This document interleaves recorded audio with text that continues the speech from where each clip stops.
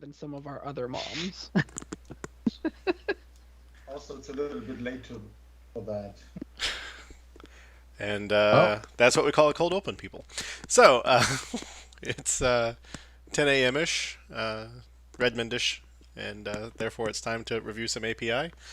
Once again, we have some red, but we will definitely, we will almost definitely get to some non-red things. And right, so we have enough people, so I call this meeting to order. Love this gavel. All right.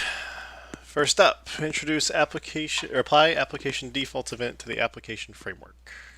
This is winforms 5069. I don't know where I'm looking.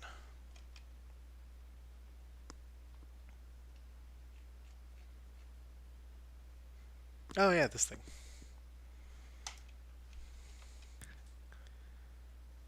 That's I can give you a little bit of an introduction because not everyone is familiar with the Visual Basic application framework. So a couple of sentences to that if you want to. Yeah, go for it.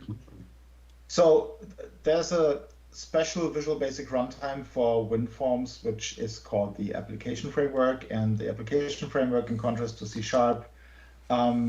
still does a configuration of a WinForms app, well, very visually. So we have classically a special project system designer where we could, configure the defaults of an VB WinForms app. And that designer generates code on the one hand, but due to the lack of something like an equivalent of a program.cs, then we don't really have the same hook where we could put code which then configures certain aspects of a WinForms app, like setting a high DPI mode or a feature that we just recently introduced, setting the default font for an app. So the latter is rather important for WinForms since the default font has changed from .NET Framework to .NET Core, and now it's going to change again since Windows 11 is introducing a new system-wide default font. And the problem is that user controls and forms that have been or that are migrated from classic framework often have design pixel perfect. And in migration scenarios, customers have already complained that they don't have the time to redo layouts of forms at once. So long story short, we need to provide a way to set the font app wide, and that's actually the major driving force behind that change that we want to do. And we already since Visual Basic doesn't have something like a program.cs, we want to do that in the same matter as Visual Basic did that already, like with with application events.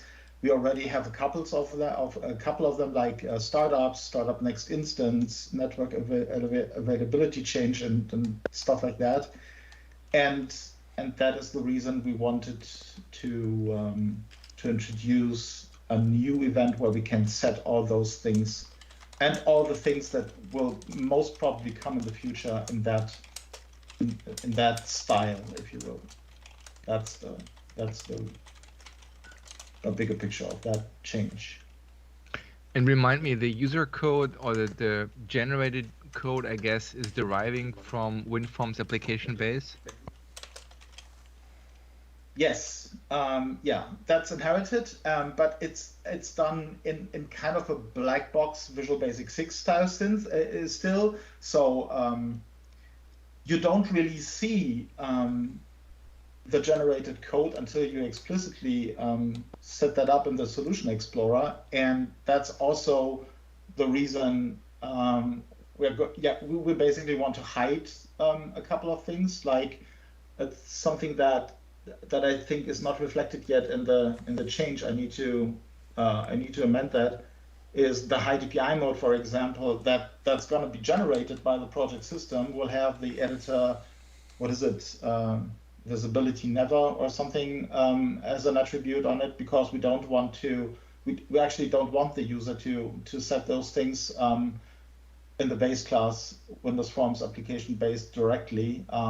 Those things should exclusively be set with the application events. So part of those things are infrastructure that we need so that project system can actually generate the code that we want to expose in the UI. In long term, by the way, we want to change that application framework stuff completely and go in parity with C#. But for the time being, we cannot do that as quickly as in C# because for Visual Basic, there are too many things to consider so that the migration will go smoothly. So, and the application events, we don't want to phase out at all. We still want to have them because it's just the Visual Basic style to set those things. So is the user, so does the user actually have a chance to write code, like basically define new members on this WinForms, like on this type that you generate that derives from WinForms application base, or is the model that they can just effectively double click on something in the UI and generate events? I can show you real quick if you want me to share the screen, and then I think it's becoming clearer how to do that. Yeah, maybe that helps because I have honestly never used it, so I have no idea. Yeah, it's so basically the application framework has a couple of settings that we need to extend. These are those, and those settings are then going into something that's hidden in the Solution Explorer by default. If you do show files, then you will see there's a file called application.myapp where all these things are got collected from the UI. And this is the base for actually generating code. So if you see here, there's a custom my application code generator behind that, which actually generates that code. And then that results in an application.designer.vb. And this one is actually the thing. It's only a partial defined class at this point because the compiler does some magic in the background also in addition. So, and this is basically the my application is the inherited class of Windows Forms application base, and then those things get collected. So at the same time, if you go back to the UI, we have a button here that is called View Application Events, but this doesn't actually view the application events if that file does not exist.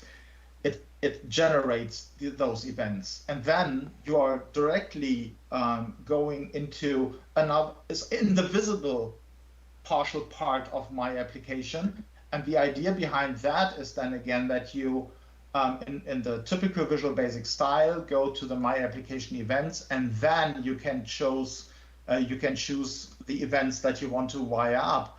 In this case, because I already worked on that change, is application defaults, and then the idea is to set those defaults by applying the properties, and here you can set the font and the high DPI mode and the minimum splash screen display time and whatever additional default values we want to do in the future.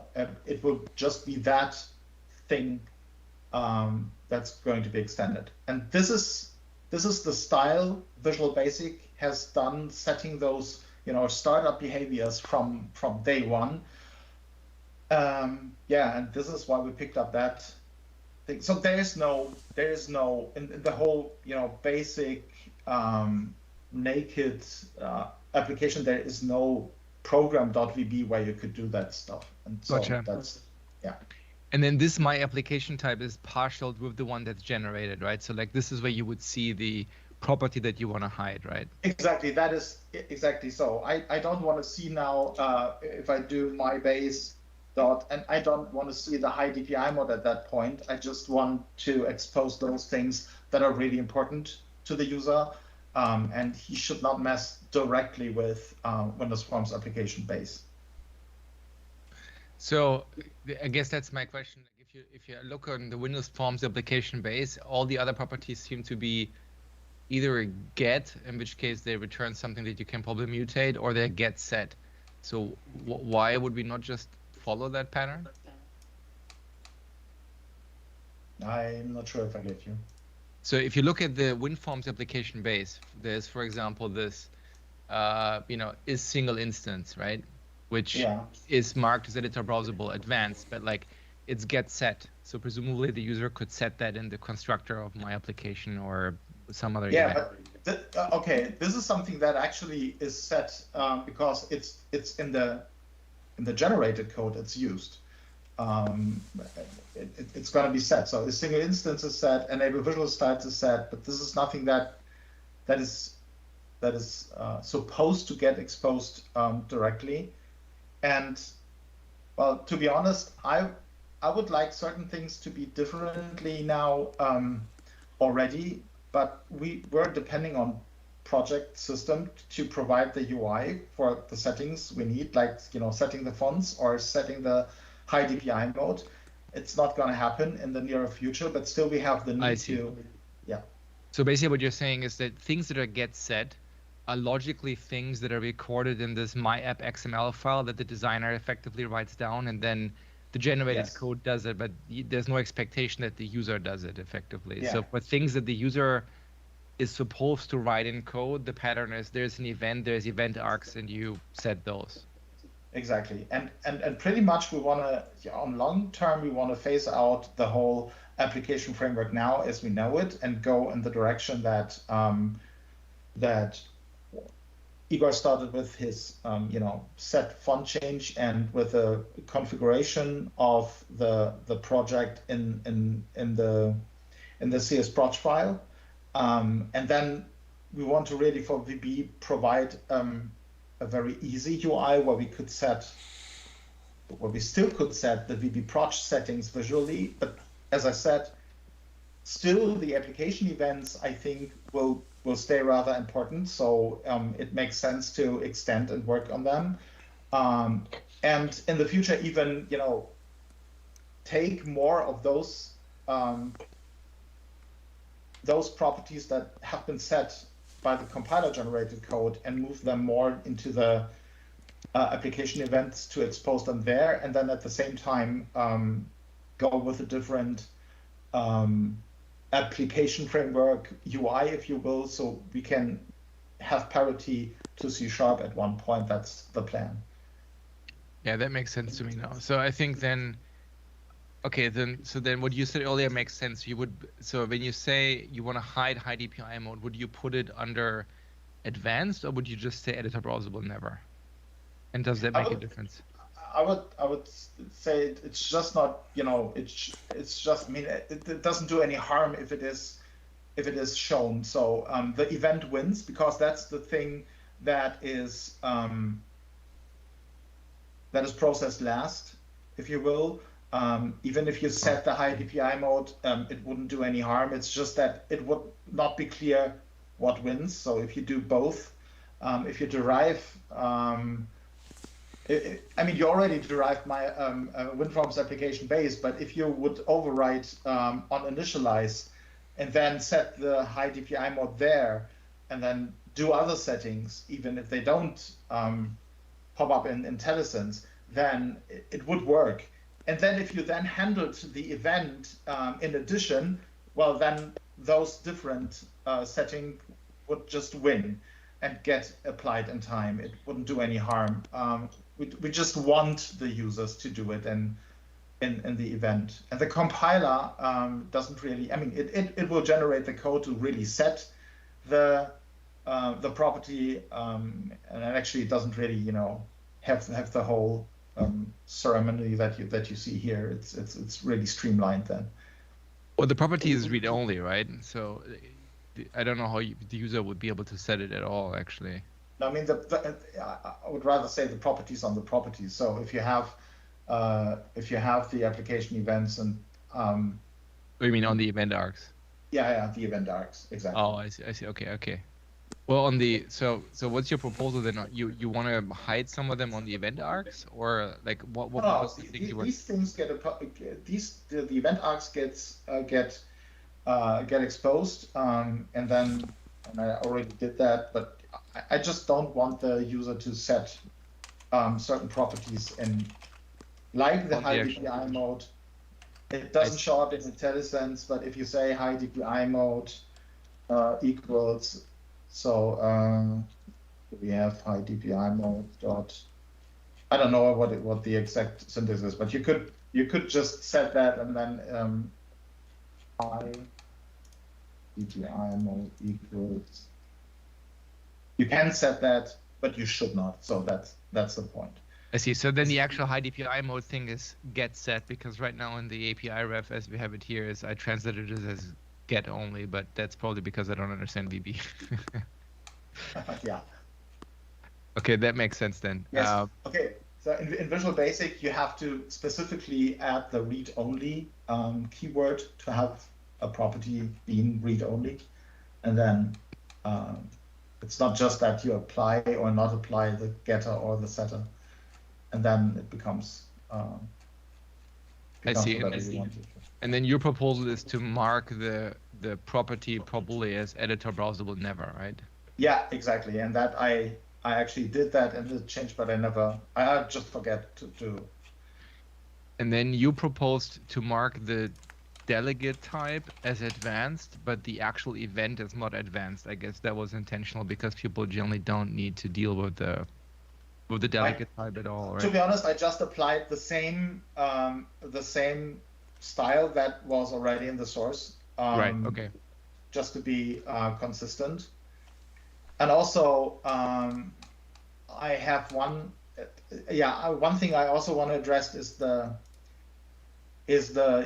using the delegate with a generic. We had problems in the past with the editor if we had event arcs based on a delegate that used generics, like event arcs off and then the certain type, because then it got inserted in the wrong format and it was screwed up.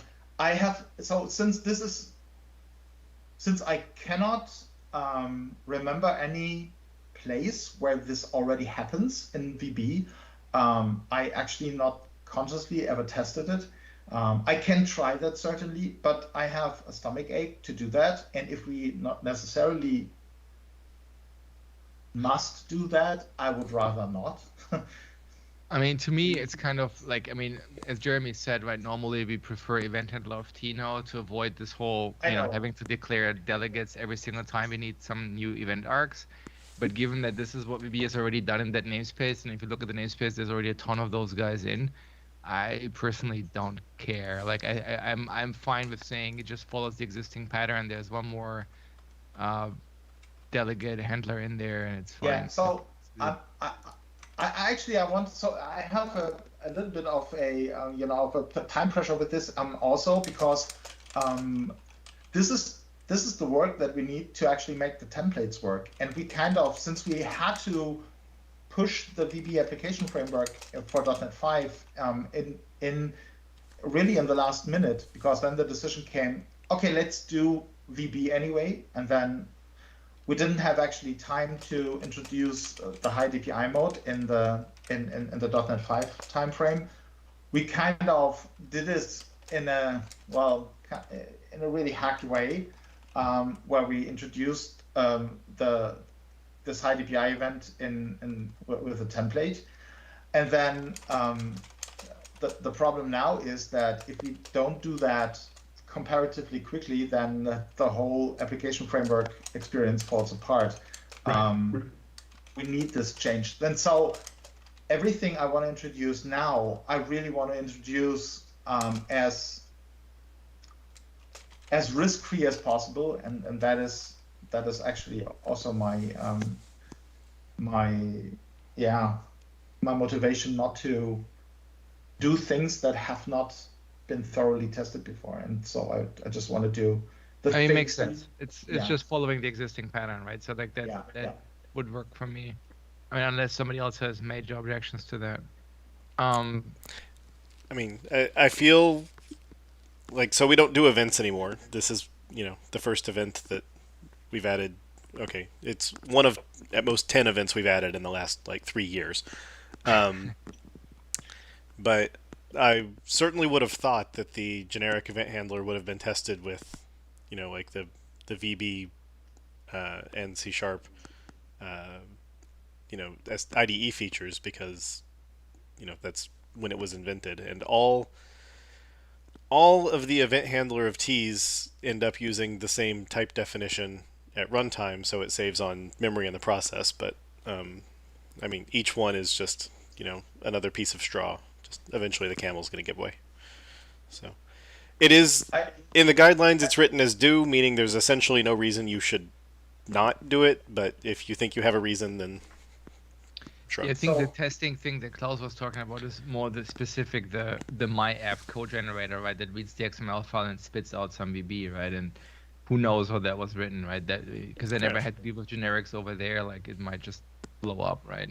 I mean, it's probably not something that we can really fix. My point is, my point is that I assume that it's going to work, but I remember that I had cases, and I have no idea when that was, where it was not working. I'm just remembering them. I cannot put them really in a time frame. My concern is that the lack of time to thoroughly test it. I would rather, refactor the whole thing and be up to date with it. But then I really need to have the time to test that. And we don't have so much resources for Visual Basic anymore. But this is really important to get in. I mean, still, so many % of our customers are VB, and it's really important for WinForms. So this needs to be addressed, I think. And so I just try to, being with the code as modern as possible, but with, with an effort I can, just justify. Right. So I think the request would be just so that we can make sure that we're doing the same thing everywhere going forward, that someone somewhere pretends to commit to testing using a generic with this kind of thing, not for this feature, but, between now and when the next one comes along, and hopefully the next one doesn't come along days before shipping. I would actually be volunteering to test that, and but at the point where I have a little bit of time to do that, and then I would also consider, see what we can refactor, and when we get to a point where we can introduce the feature that the VB app framework becomes, parity with C#, then I think we really would have the chance to do that. And it's not that much of an effort. It's just, it's just has to what be the calendar says. Bit better. But this is important because, as I said, the font setting is really what customers need. Also because that now Windows 11 is really changing the font, and it screws up so many things in the layouts of WinForms, and so we need a short-term solution without really having a block then down the road. Yeah, understood. So then the other thing that we raised was, or I raised, I should say, it was the minimum splash screen display time. Any reason why we can't make that a time span? Because we generally avoid unionless time, right? We had all these milliseconds and seconds. Well, yes, I mean, so you used to. I mean, the docu says that you used to had to override on initialize, and then you would be able to set the minimal splash screen display time. This is just terrible for VB, and that was that was an integer already. But I don't see any reason we should do that. I mean, if you say for compatibility reasons, just because the the few people who actually did that, and they were asking for that because they just didn't know how to do that. Right. We could do that with a time span. I would like that actually, but then it would not be compatible anymore with you know. Yeah, I honestly think it's easier to explain if we just say this is just mirroring the existing property on the type, so it has the same name and same type. So I would just go with an int at that point, because yeah, I mean it's just easier to explain to people. I think. Like I mean, in general, when we introduce new APIs, we try to make them time span, right? But and sometimes you have overloads where one is takes an int because that was the one we shipped in V1, and then we have an overload that takes time span. But for those kind of things with the properties, I would just mirror it as it is and call it good. Yeah, this is one time that comes to my mind now is though that I would also like to hide that in IntelliSense. Now that you're mentioning it, so it would behave the same way as the hide DPI mode. I don't want people then to set it there, and then rather set it consistently in the event arcs. I mean, that also works. Let me just add the property to the API proposal then, or the one that I've written up. The attribute, you mean? Well, yeah, I have to define the property in order to Oh, the yeah. attribute, I mean, right? yeah, sure. The property is defined, but then just needs to be, decorated with the attribute.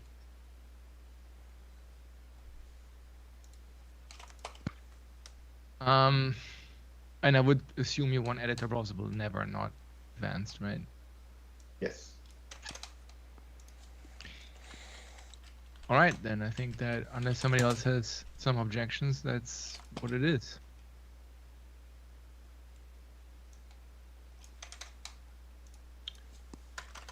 You want to share screen again? Yep. Jeremy, so we can.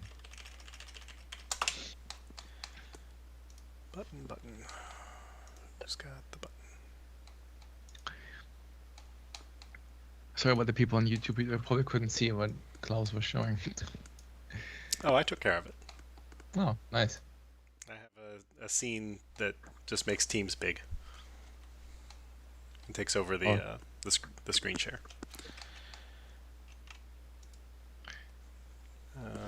Right, and then wonk. All right, so we talked about going generic, and we didn't do it. And we talked about changing to a time span. We didn't do it. And I think I copied in the edits that Emo had made regarding the attributes. So, is that everything? I think this was it, yep.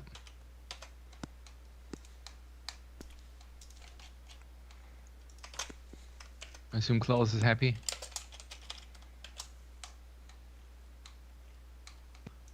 Yes, I am.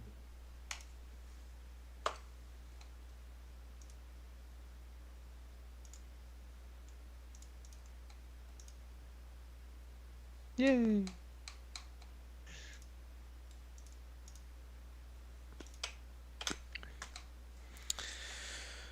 All right, thank you, Klaus. Thank you. We should be able to serialize and deserialize from the DOM 31274. Do we have an obvious representative? Yeah, Steve Harder's here.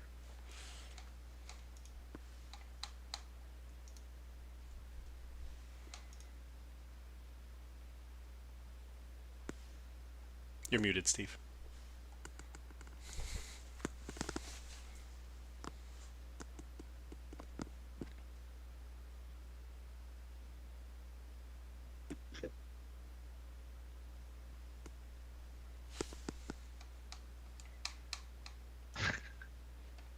I think Steve has fallen off the chair or something.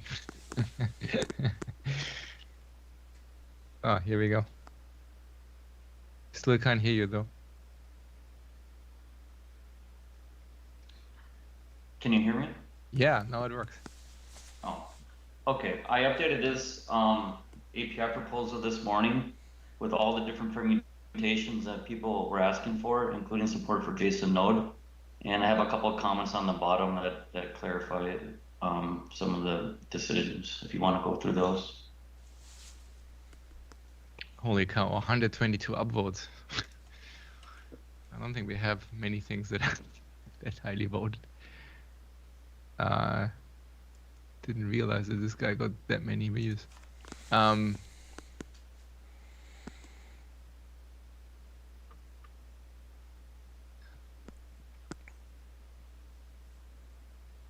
So, not sure what we're supposed to be looking at, Steve. Just the last two comments. Basically, the summary is I followed Emil's suggestion of using extension methods on JSON serializer, which allows you to use either syntax. You can use an instance when you call deserialize, or you can just use a JSON serializer dot.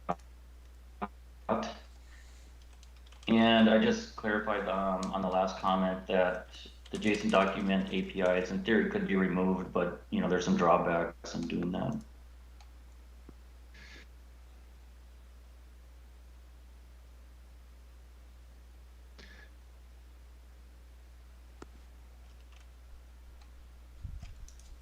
So basically you have generic versions, and then you have non-generic versions that take type as an instance.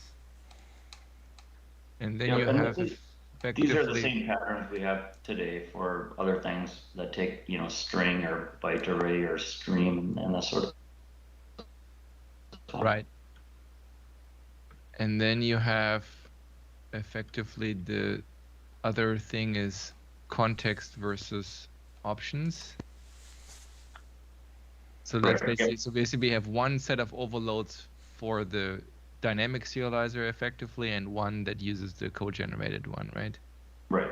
And then we have one for generic, one non-generic, and then we have effectively one that takes document and one that takes element. And then the inverse, where you can go from an instance to an element or to a document. Or a node.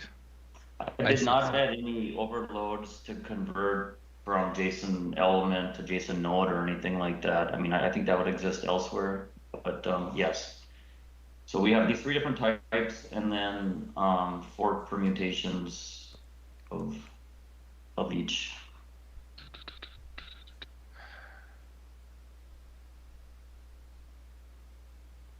I think that makes sense to me.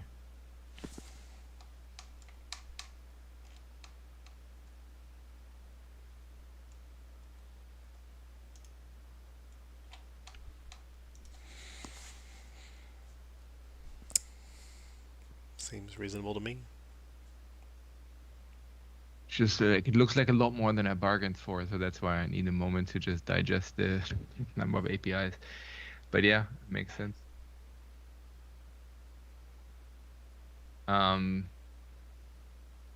Remind me, the one that is generic, how does the null annotations work for this one? Can I pass in null for the t value? No. I mean, you mean for the serialize or the deserialize? For the serialize. Yeah. Passing in null is fine for an object. It should, write the literal null out. Yeah, I just don't know enough about the null syntax still with generic. So like, are we supposed to put a question mark there, or we put an attribute on it, or is it just working? I think it's if the t value was string question mark, then this now says string question mark, and null looks like a legal input. And if it says it's a non-null string, then it says it looks like a non-null input. Gotcha. So it just works basically. It basically means if you don't do anything, it can be instantiated with a nullable and a non-nullable. Yeah. Reference type. Okay. And I believe there were some issues before. If you did add a nullable attribute or nullable, the question mark, you had to clarify whether this is a class or a struct. However, I think that has been addressed. But whatever I have here is consistent with the existing methods. Makes sense. And then I assume the fact that their instance methods matches what we have done before. Actually, don't remember. Well, none of them are instance. They're all static. Do you mean extension? Yeah, we don't have sorry, any that's what I extension meant, methods like this. That's what I meant. Like basically we, the deserialize on document and element are extension methods, right? And I was just asking whether we have done this before. No, we haven't. I think, I mean, the advantage of doing it this way is that you can use either syntax, so it's discoverable from either JSON serializer or from the instance. If we want to force people down a particular path, then we would probably just move these to the corresponding type and make them, static. This way it allows both. If we don't like that, I think the better alternative is to just move them to the document, element, or node. Yeah, I don't have strong opinions here. Like I was just kind of wondering what else we have. Yeah, I mean, to me, JSON serializer is the right place for them, and I question whether or not they need to be extension methods versus just pure statics. But if we're having a discoverability problem and people think that they belong as instances on document, element, and node, then shrug. So I find it mildly distasteful. I'm not sure where the original suggestion came, but before I edited it, these were extension methods. So I assume there was some, previous thought on that, and I just left it as is. Yeah, I basically just copied what the customer wrote. Like I did not design anything. Like the sample code that was in my proposal was just taken straight from the customer, and I think they did it as extension methods. But that doesn't necessarily mean that we should. I mean, I don't have strong feelings. It's just looking on the other methods, we don't really have anything today over the DOM, right? Yeah, and if you do scroll to the very bottom, I provide, the two samples. Yeah, in that code section. What is the readable DOM called again? JSON value? What was this? JSON document value? Or what was JSON document and JSON element. We don't have JSON serializer methods for those, right? That's the whole point of this, right? Yeah. So, yeah, I don't have strong feelings here. I mean, I can see the value in them being extension methods because I think once you're on a DOM, it's not insane to assume that there are extension methods there, or at least that you can dot into them because the whole DOM is basically dottable, right? But I also have no objections saying let's make them statics, and everything that does serialization starts with JSON serializer dot. That also works for me.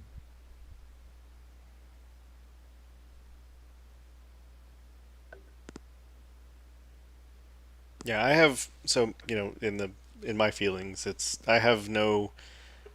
I think it's good that they're just overloads to deserialize. So it's the existing methods following the existing patterns. The this attribute, I think it's mildly unpleasant, but I understand that there are some people who would like it. And since we can get both of one, that's fine. So I don't. Yeah, I would prefer not to, but don't really care. Just feeling air right now. Mr. Tobe, would you like to express an opinion? I don't think I have one.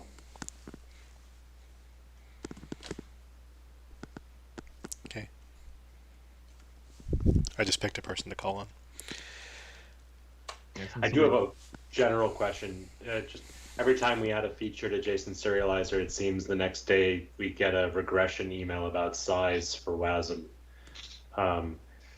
Does this have tendrils such that if you're not using any of these methods, you're still going to see a regression in a trimmed app? Right, a trimmed app should have all of these pulled out.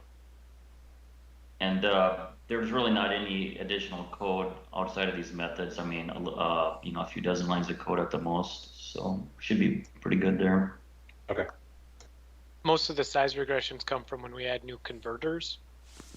because none of the converters ever can get trimmed. So if you add a new one, it can't be trimmed by default. Yeah, I wasn't sure, for example, like if you were not using JSON document anywhere else in your app, would our implementation of these methods end up actually doing something somewhere deep in the bowels of JSON serializer that incurred a reference to JSON document?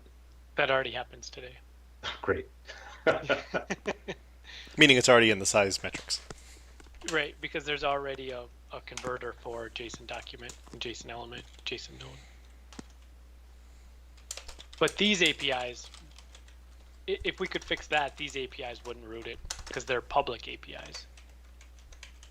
So if you're not using it, they should be able to be trimmed. Cool.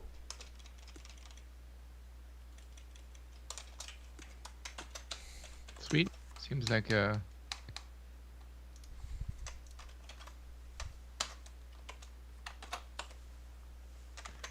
good to go then. Thank you. Why does... Fine.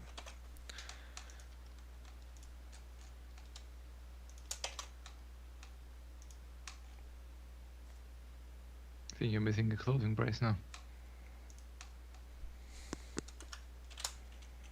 Not that it matters, but Life would be so much simpler for me if I didn't care about uniformity. Formatting's off, but I don't care. I don't have to call it a diff type now.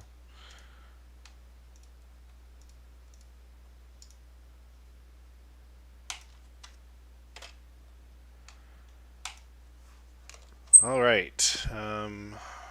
Add blittable color to System.Numerics 48615. Jeremy? So the initial motivator for this was the reason I opened this to begin with was, there's, system drawing color is not an exchange type, or like it's not it contains the raw data what Windows uses for color, but it has additional stuff on it, which is explained up there, that you can't really use an array of colors to represent, raw data and things from the so I initially proposed putting one in there, but based on the initial poll up to here, we went back to the drawing board and instead of putting something specific into system drawing, worked with Tanner et al. To look at actually addressing the other request, which is to actually have a new color type, and I do it in numerics. So that's the updated proposal, that we provide the common types, which is ARGB and RGBA for color, to System.Numerics under System.Numerics colors, and we have the relevant operators inside of the existing system drawing color to convert to that. And the idea here would be that we would build off of these based on customer needs, and hopefully over time we can kind of move people out of the system drawing space, which we've already had that other proposal coming up to sort of depreciate the Unix support for the non-basic stuff, right? So it ends up being one of the reasons that people pull in system drawing at all, was just to get the color type, but point and rect are the other things too. But then we'd be able to actually have people do stuff here. So.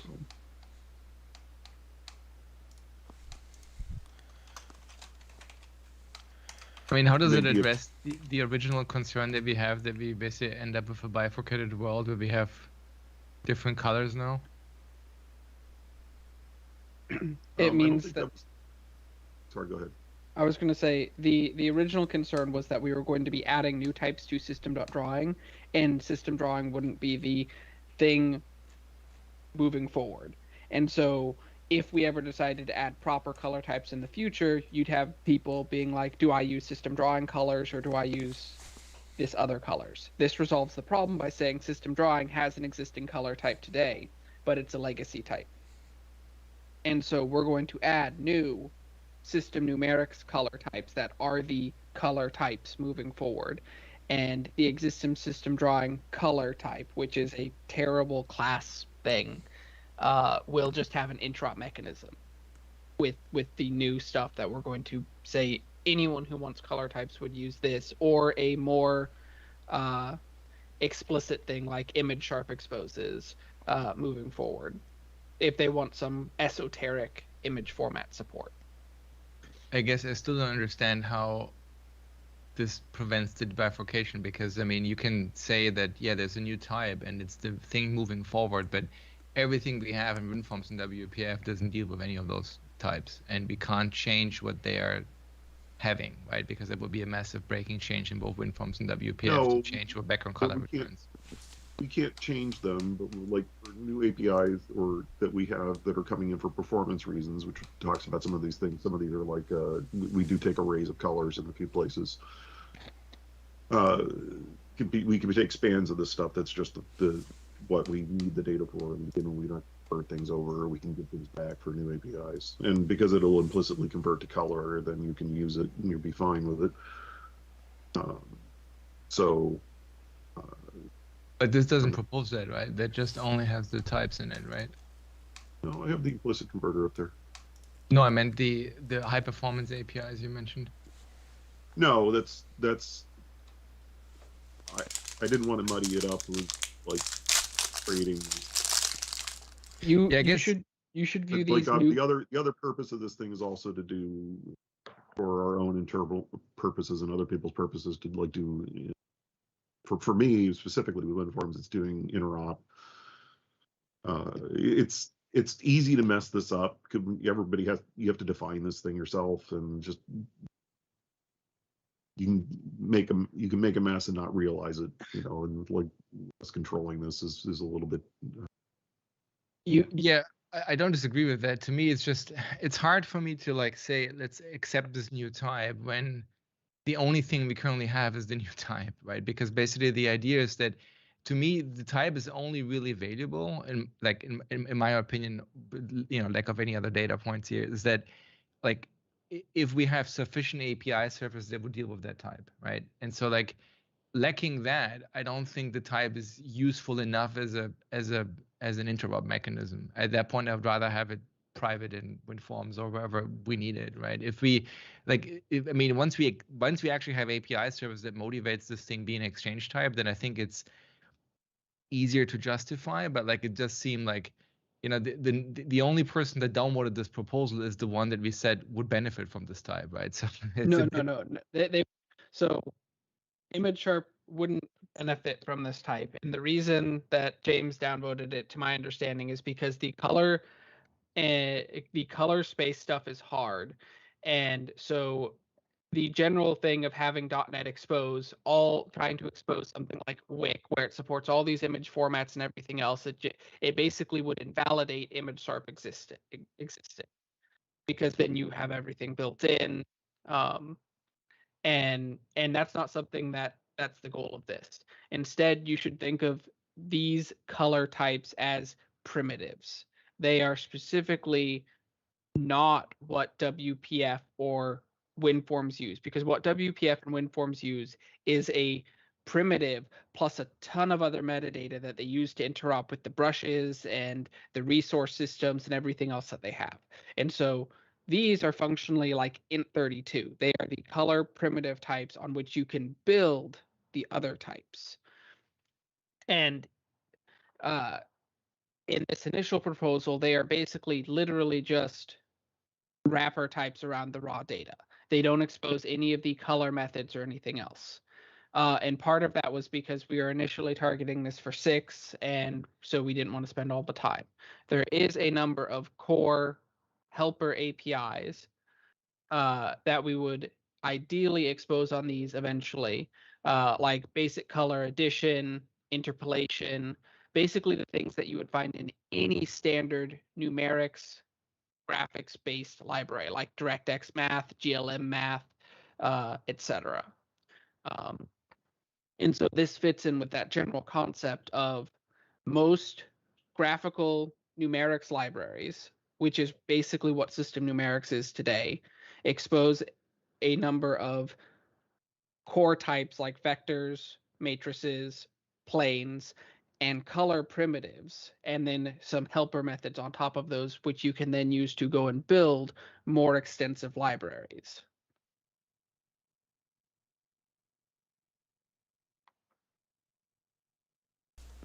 I mean, I sort of see it as, yeah, it's the basis of doing blitting stuff out at your GPU of this is pixel. It's two different interpretations of pixel. So it's you make a matrix of this, you do stuff on it, and then you get a picture out. We're just not providing all the stuffs. Yeah, like you can use like other vector stuff to do to exchange the data around. The problem is getting the like having the each of your fields be specifically typed is super important for this, because as you can see, the order is different depending on what you're getting the color data in and out of. The ARGB is what Windows has been using for its stuff historically, and what WinForms is, GDI plus and GDI, and although the as I understand it, like most people or most things prefer to do RGBA now, etc. So, yeah. So just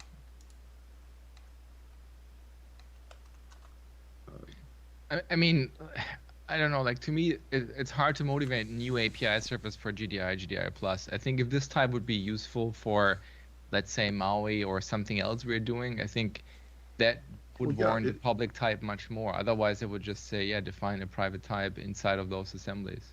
Right. That's the point. Is this could be used as the primitive building block, like system.color could theoretically replace one of its internal fields with one of these. That way it's easier to interop.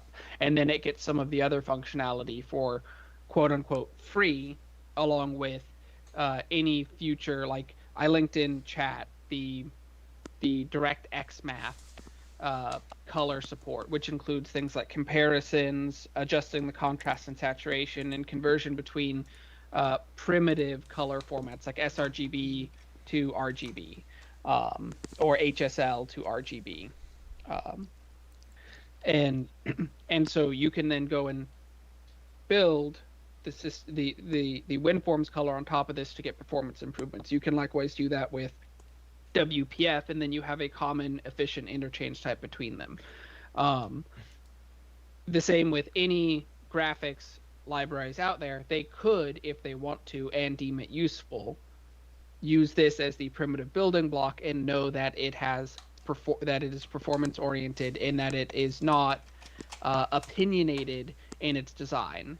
It's basically, if you want ARGB, you get literally ARGB where every field is a T, and it performs the basic operations for you, accelerated if possible, just like the rest of System.Numerics. I mean, I understand that you could.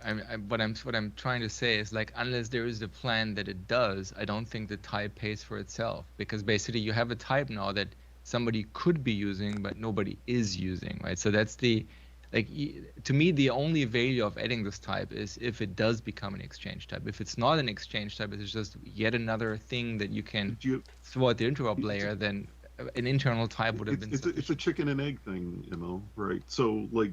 No, I'm just saying, right like, now, I mean, like, but there's this thing of, like, you have to reach out to them and make sure that people buy into this design, right? To me, the validation of this thing is, like, is the shape that the libraries have sufficient, right? And, like, the one library that does image processing that is really, advanced doesn't think this type is useful. And I understand what Tanner was saying, but to me, that's kind of a bit of down the first one, the first proposal.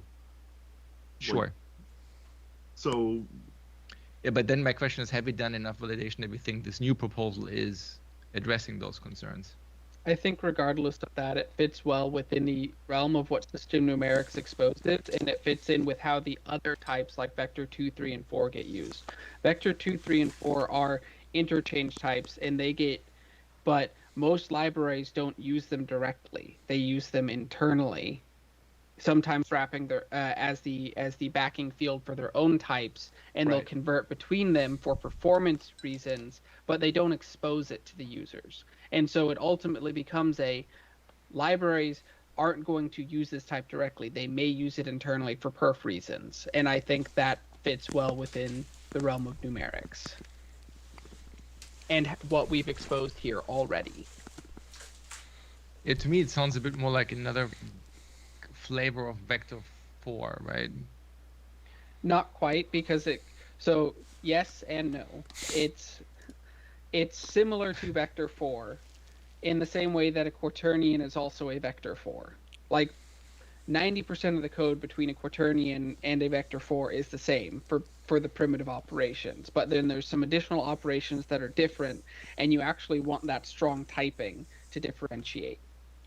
You actually want to know this is ARGB and not potentially BGRA or RGBA or HSLV or some other format. You want that strong typing to know this is specifically this layout of color information. And as it is, it exposes the two common color formats that basically every library supports, and gives us room to expose others if users request that in the future.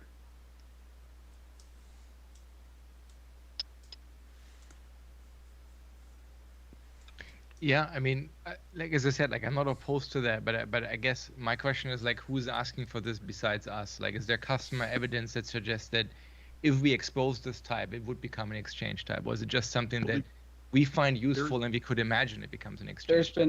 That really happens. There's been multiple issues filed over the past few years that we've kept on punting because this is a hard space and because we don't want to do too much, but we also likely should do something here. And so this is we should likely do something, and what should likely be reasonable without encroaching too much into this doesn't fit into the BCL. And that's based on what do other graphical numeric libraries do that fit in the same space as what System.Numerics currently expose, and that would be expose color primitives with minimal operations to support them, but do not actually start supporting image formats or things like PNG or bitmap or anything esoteric like that. That belongs to actual image processing libraries, and shouldn't be in the BCL. But Jeremy, wasn't there something last time we talked about this that you wanted to add that was going to take basically pixel arrays? Yeah. In the one that's is using gradient brushes inside of creating gradient brushes inside of and editing them inside of system drawing. That just has an array of colors in it. So that was one specific one in there. Because yeah, I mean, there's a lot of that. There's a lot of internal things where we're messing with bitmaps and the like that we are looking at the colors that we would be using this as well. So yeah, would it alleviate your concerns if we say that, you know, when we're done with this, if we're happy with the shape, that it's approved provided we find some use for it before we ship?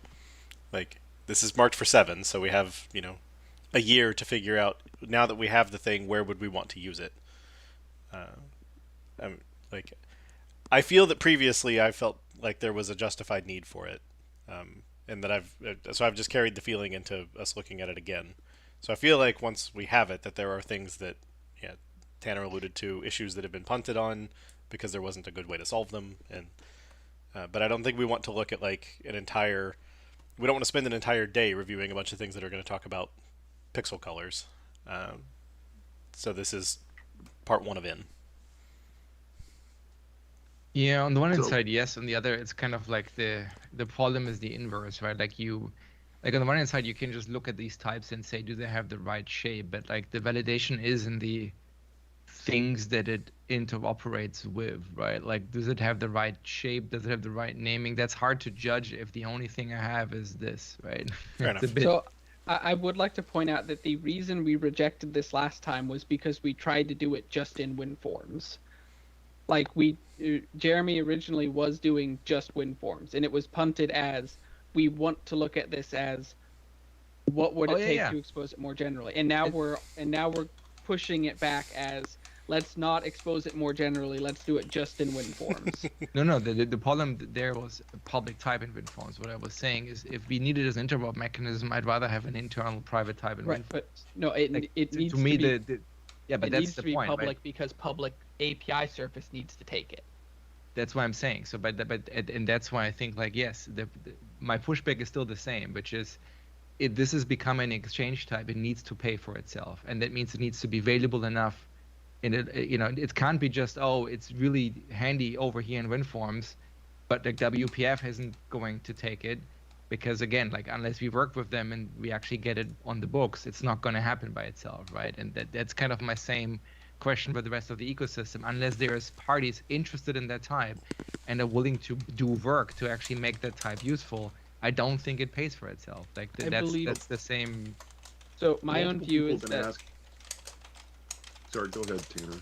I was going to say my view is that even if ImageSharp and WPF decided not to use this, and we could easily integrate WPF with this in any version based on it being the type and shape it is, that there have been enough people asking for this over the years, and we have been punting it since at least .NET Core 2.1 when I took over numerics, that it is worth doing at this time, and that based on other math libraries and the 30 plus years of graph namespace and orientation around what numerics is, that this is going to be the right shape.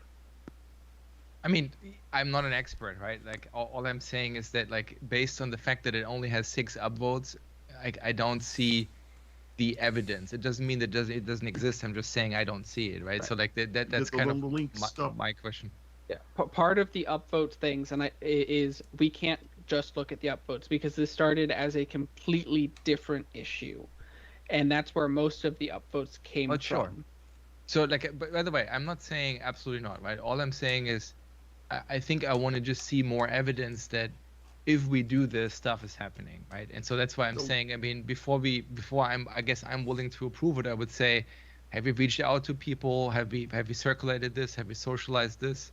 Do we think there's enough meat behind that to make that worthwhile? They have reached out to us, basically, and they've been doing it for the past several years. I mean, literally. I mean, if you follow the links through on these things, there's, one of the issues that was broken out from another one was opened by Kendra back in 2015. So, I mean, it's a repeated thing, and people have actually been asking for this explicitly, where it was a of T of the 4 things. Can you link them somewhere? Because I just it's down in there. So, like, it goes to 32418, and then that one goes back to 14825, and there are other ones. I didn't hunt them all down, but this keeps coming up over and over again. When I was in the libraries team, was like hitting these things too, and there's lots and lots of details, and this basically takes everybody's feedback from all these different issues and gives them basically what they wanted. I mean, minus some additional, like, exposure, expanding out on things, where people wanted, want the color, the predefined colors and things like that, and those things we can cover at a later time.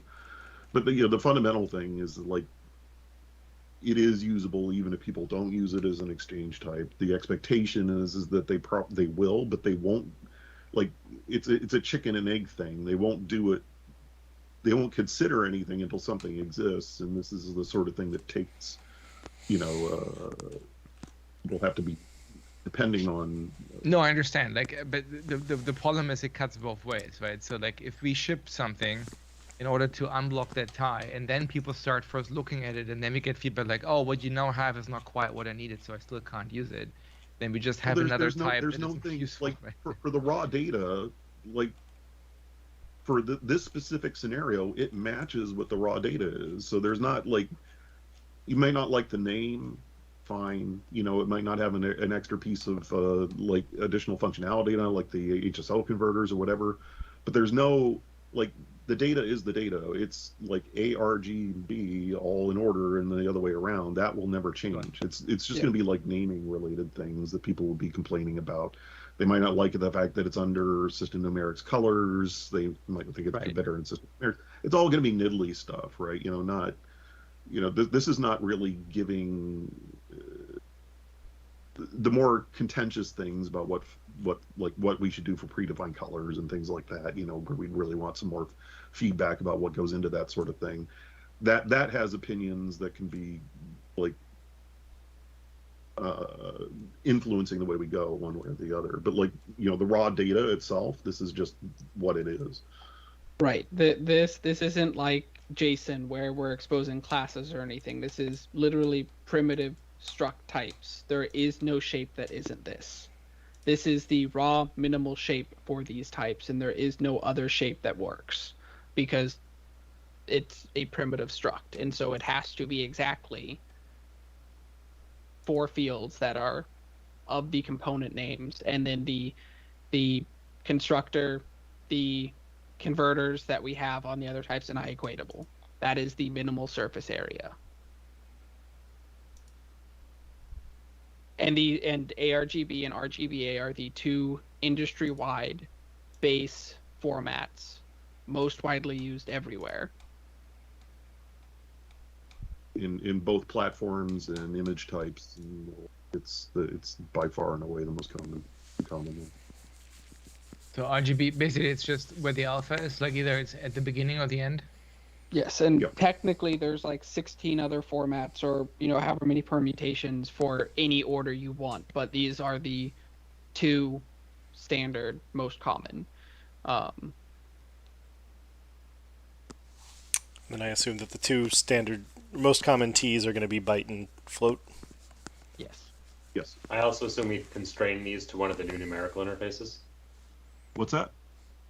Presumably, this is destined for 7, right? We'd constrain these to one of the new numerical interfaces. That prevents it from working with VB. That may prevent it from working with F#. If it's going to be used from winforms, then it can't, because it's going to need to be usable from VB. But also none of the other numeric types are likewise constrained. So we'll likely use whatever pattern we come with to fit the constraint. That whole paragraph makes me sad. If we're unable to use, like, this is obviously a numerical T. Right. If we're unable to use the numerical interfaces here because of X, Y, or Z reasons, that makes me sad. Well, I mean, it is a little weird, Steve, because I don't know what it means to add 2 colors. Like, plus doesn't make sense. To have an ARGB of strings.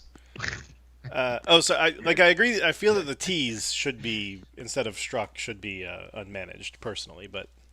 So we've said we're not doing unmanaged for every other T, including vector 128, etc., because 1, the other types aren't, and 2, other languages like F# or VB may not support unmanaged. Okay. But those kinds of arguments are saying that we can't use our own numerical interfaces because it may not be supported by VB or F# on the very types where numerical makes sense. Well, to be clear, right, it would be usable by VB. It would just not be usable necessarily in a generic context, right? But if somebody takes in ARGB or float, right, VB will be able to handle that just fine, because it's just an instantiated generic at that point. Right? The problem is you can't write generic code that, you know, works with a T that is constrained to some numeric interface, but that seems fine. I mean, but you can't do that whether or not you certainly can't do that if it's not constrained. So, like, I don't know what the downside would be. So there are ways to work around not having the constraint, such as creating another helper type to do it, which is what we're going to have to do on vector 2, 3, 4 anyways. as well as vector 128, vector 256, vector 64, and the rest of the ecosystem that's been created around generics for the past 20 years.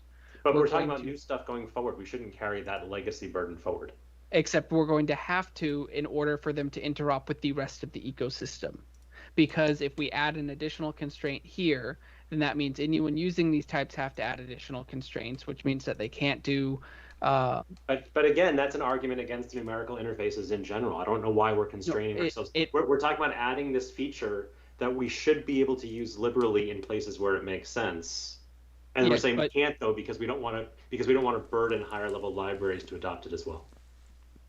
Right, because it's a breaking change for some of those libraries to start picking that up.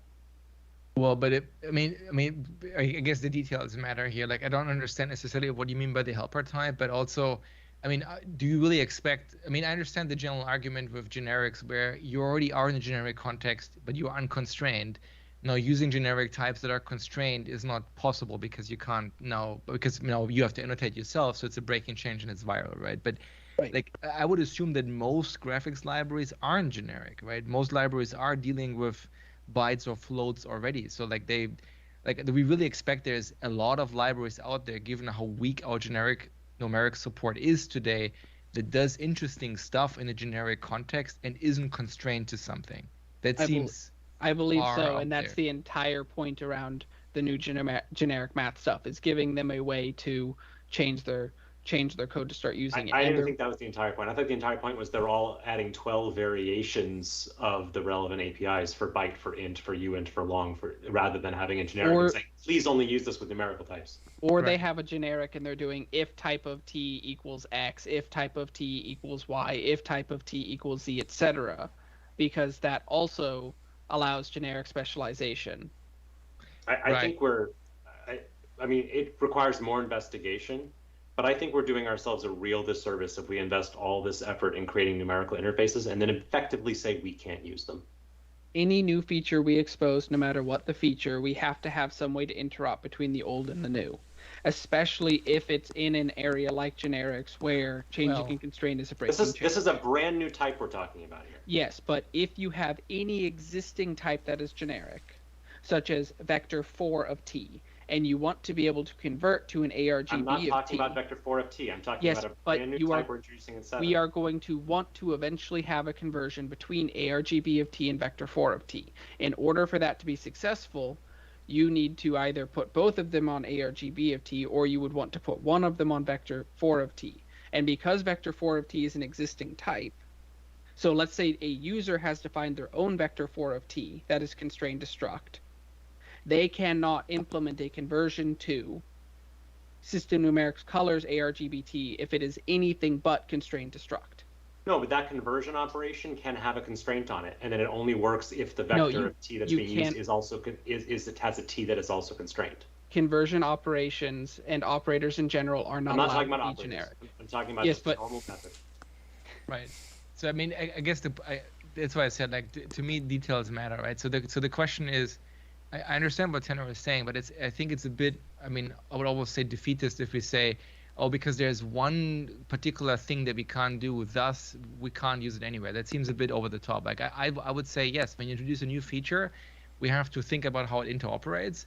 But I think there are ways we can make this work, right? So, for example, we could say, yeah, you can't cast, but there's a method you can call that does it, right? And that might be good enough, right? So I think the question is, to Stephen's point, are we doing ourselves a disservice by kind of dumbing down feature areas so we can't take advantage of them just because somebody needs an exchange in a corner case part of their library? Or could we just say, sorry, those are the things that we expect the ecosystem to either break or absorb or work around, right? And I think there must be some sweet spot that is not zero, right? Like, there must be some sweet spot where we can say, oh, we can use these features in these areas, and in these areas, well, it would not be great to do it, right? And I think the numeric interfaces, as far as I understand them, offer a whole bunch of value add versus some of the other ones we have, like, unmanaged or, are somewhat less interesting constraints. So that's why we very often go with unconstrained there, because you can't do much more with them. So that's why I think it depends on where the line falls, kind of thing, right? And we need to make also, Jeremy, decisions. to your comment earlier, Jeremy, like, I don't write a whole lot of numerical code, but the ones that I have using colors, I have absolutely averaged colors together, for example. Fair enough. But it occurred to me way after I made that comment, you were saying as the constraint of where T is an I number thingy, not saying that ARGB of T should itself be I comparable. Yeah, I care less about that. So I was on the wrong side of the word where. That's my bad. And my own view is that these will likely be the I vector of T interface, or however we finish finalizing that. And where T should be struct, and we should ensure that the language support for the interop, which I'm in discussion with Mads and Alexei and others about, because we have to have an interop story for I have a T that doesn't fit a constraint and I want to make it more constrained. We have to have that so that vector 2, 3, 4 and every other generic type we've already shipped can work with generic math. I don't understand if we're dumbing this down to the point where this works with any T, or any struct T. I don't understand why this just isn't like why this isn't just tuple or vector, whatever vector 4. Like all we're doing is giving it a name. That seems very not useful. Well, I mean, it's exactly the reason that we say don't use action of int, right? You need to express what the order is. Well, I mean, I would say if it's an exchange type, yes. If it's an interop mechanism where one converts to the other, who cares that the thing in the middle is a generic type like vector 4 that takes 4 floats, or a vector 4 that takes 4 bytes, because you just use it as a transport at that point, right? So, but that's why I'm saying if this type, like if the fact that we give it a name is useful, then I think it's only useful if the exchange pays for itself, as in like, oh, there's now libraries that take it or produce it. There's methods that operate over them that is distinctively different from, a tuple of 4 bytes, right? And that's kind of the thing that this proposal here, yeah, there's some methods here that do that, but quite frankly, we could have a type called ARGB that, create little endian of hue and color that gives you back a, vector 4 of byte, or, literally a tuple of 4 bytes, right? I mean, we could, like, nothing in here says we need to have those types. And I'm not saying we shouldn't. All I'm saying is that every time we introduce an exchange type like this, I think there is some heavy-handedness that comes with that, and it needs to pay for itself. And so unless there's some libraries out there, by some I mean like, I don't know, 4, 5, 6 or whatever, that are saying, yep, I will take this type and I validate that the design of the type works for me, I don't think it's worth it. That's basically my stance. Again, I don't like there is no other design for this thing outside of like the layout of the thing. I get the constraint thing, sure, but the rest I'm still confused as to like how we would be redesigning this. Well, I mean, like one example is, right, so for example, if we are or are not constraining the T, right, that has implications on the design and the usefulness of the type, right? And so that's not a decision that has just to do with the layout of the bytes, right? And that's why I'm saying if we ship this, I understand the problem that you need to build a thing before somebody uses it, right? But to me, they go hand in hand. I mean, when we designed Immutable Array, we worked with the Rosalind team to make sure that they can use it, right? And we wouldn't have shipped it unless they validate that they can use it, because it was basically, I don't know, the hero scenario of the type, if you will, right? And every time we design a type where we use it ourselves in some, corner where it's nifty, that's not enough, right? So that's why I'm saying if we have a hero scenario like, oh, here's 2 or 3, 4 libraries that use it now, and now as a user I can use these 4 libraries and pass values around, that's a useful scenario. At that point, I think the type is totally worth it, right? But for example, if we go to WPF right now and say, hey, we have these new color types, I would say there's about 0 chance that work is being done, because I don't think they would see this. Yeah, but that's what I'm saying, right? So if we say we only use it in winforms, but we could use it in WPF, well, the could doesn't happen. So the potential will not. Sure, but there's you don't want to. I'd be careful about using WPF as an example, because they're not really actively doing. So I understand, but not to the same level that the other libraries are for Right. Precise. It just gave you one example, right? I mean, it's okay to say like, oh, it's not WPF that's using it, but like ASP.NET is using it, or I don't know, like these image processing libraries that are very popular are using it, right? Or want to use it, right? That's fine. That's customer evidence, right? That's evidence for once we have that type, it's being useful. All I'm saying is right now, all I'm seeing here is that, oh, we have this interrupt scenario. We want to parse these things off the wire. I can't build. It's not just interop. It's the other things that I'm saying. Like I need to be able to build upon this for like system drawing and other WinForms related, like image manipulation or color array manipulation things where I cannot expose things in a way that's performant, right? You know, I can't take the raw data without, you know, I can say, all right, well, I can try to build these APIs off of vector 4, right, or whatever, but it's so like I mean that's what I'm saying. I'm not saying that you're wrong. All I'm saying is that, you know, the APIs you're talking about, they aren't part of this proposal, right? So that's why I'm saying, no. To me it's a bit hard to say, oh, because I could imagine a world where these things are usable or valuable or useful. I think for an exchange type like this, I don't think it's enough. Like, because I mean, every time we do these things, we like. So let me step back for a second, right? It's not that I'm saying, oh, because you don't have enough evidence, let's not do this, right? That's not how most API proposals go, right? Most of the time we are saying, oh, this method looks useful enough, so we say yes, right? So there's a heavy bias towards when in doubt say yes, right?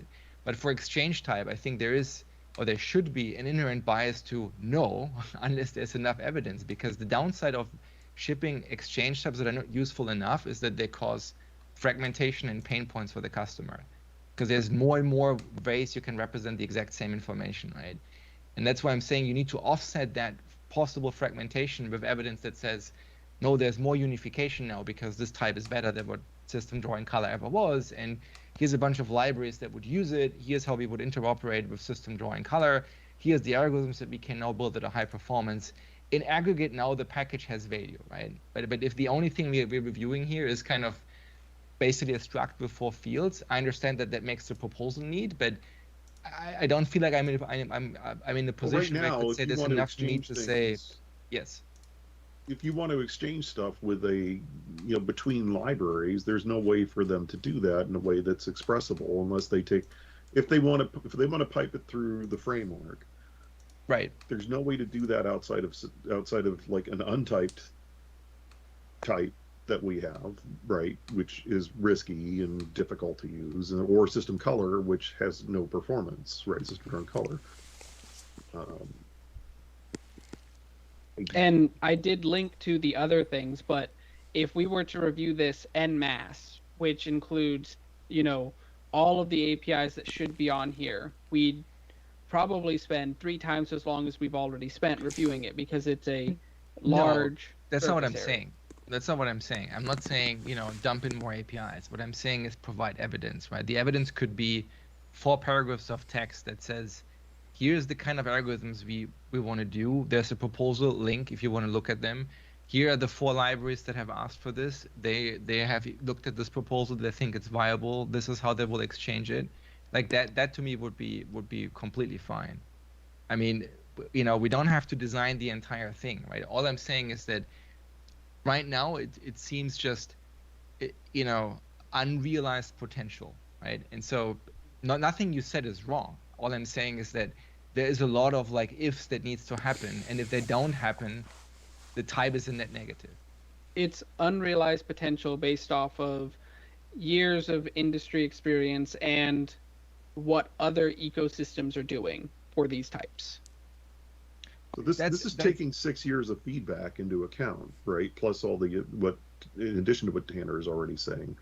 It's not that people aren't asking for this. They've been asking for it forever. And one of the things that we haven't, like, one of the reasons we've like not gotten anywhere with it is because they've tried to like build a bigger system and throw the whole thing at once, right? But they all boil down to this sort of basic thing, right? Is that they need this sort of thing as the building block. Right. This is taking what other libraries, GLM and DirectX Math, for example, do in C++, what other languages and ecosystems for similar types, like Rust has their own color types that are similar to this in many packages.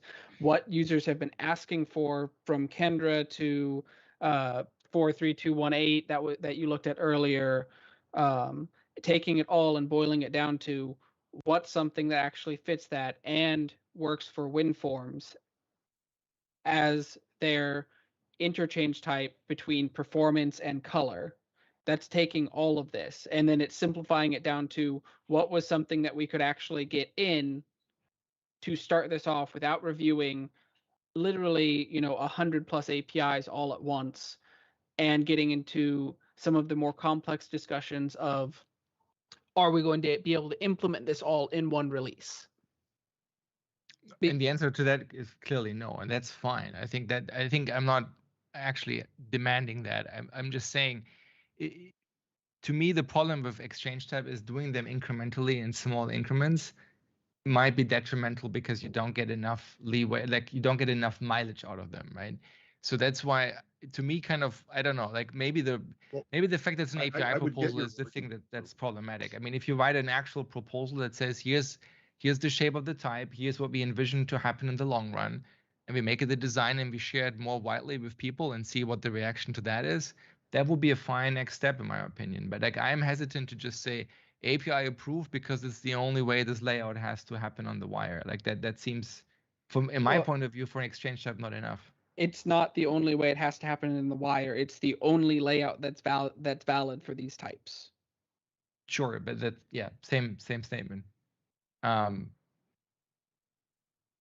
So I mean, again, I would lean more your way, Emma, if we didn't have all this other data backing it up. So this is not something we just like created. So here's my concern. So my concern is, let's say we do this like, as it's suggested, right?